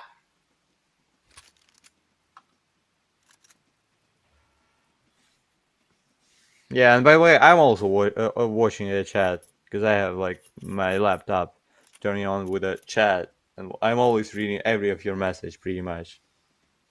If I'm not responding, it doesn't mean that I'm not reading it. So yeah, you can try whatever you want. And I believe that the problem, I mean, why we had the technical issues and why Clocks left from the server, it could be that because I don't see on national TV that they picked something on another game. He was probably picking maps there, or either having some communication with them, with Sashi, or with another tournament admins. That's probably why he left from the server here. Possibly, but he's back, and hopefully will be back in the action again after a bit of a longer technical break. Usually these tech pauses last for a couple of minutes. This was more than a couple of minutes, definitely. We'll see if Astrum can bounce back. They haven't decided to go for a forced buy. I expected them to go for a buy, given that they had more than $4,000 on each of their players. Rather, they just went for a half buy with that one Galil in the hands of Clax. Rest of the players on pistols. A good amount of utility to work with. We'll see if they can do some damage with that. Either 9 can get to 11, double their advantage, and make it a little bit easier on themselves. And finally we were back on the server. And only one round taken in the second half for Astrum. And a good defense so far by 9. And it feels like they are so close to get more kills here. As Kragen gets a kill, Fabian is also walking against D-side, and that's a huge problem for Astrum in this round. Should be another one for 9. If we will not see any miracle by Klax and Norby. Not to be expected. A 2v4. As Astrum is hoping for a miracle in this round. Not to be delivered by 9. A few shots fired off here and there. No, Montu was not quick enough, and Norway takes his head. Gives a bit of an opening to him and his teammate.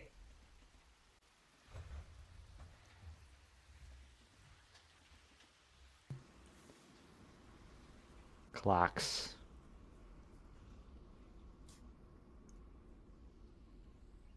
Gets into the main, close to his teammate. They just walking together towards A side with 35 seconds left against 3 enemies.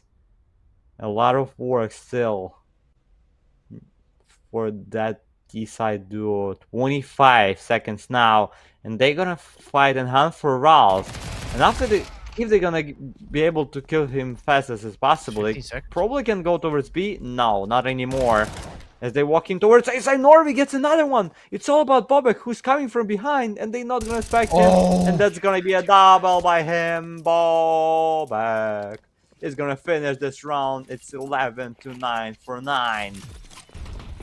But that was so close, unnecessarily so, as 9 stumbled a little bit, saved by Bobek in the end, and claiming their 11th, but again facing a reset due to the fact that they've lost almost all of their players in the previous round, and Astrum still with a chance to tie us back. Oh, yep, now I for 100% know why Klax was leaving from the server, because they forfeited from their game, from that game against Sashi. Oh, unfortunate. And now 9 are only 2 rounds away from taking the win on that map.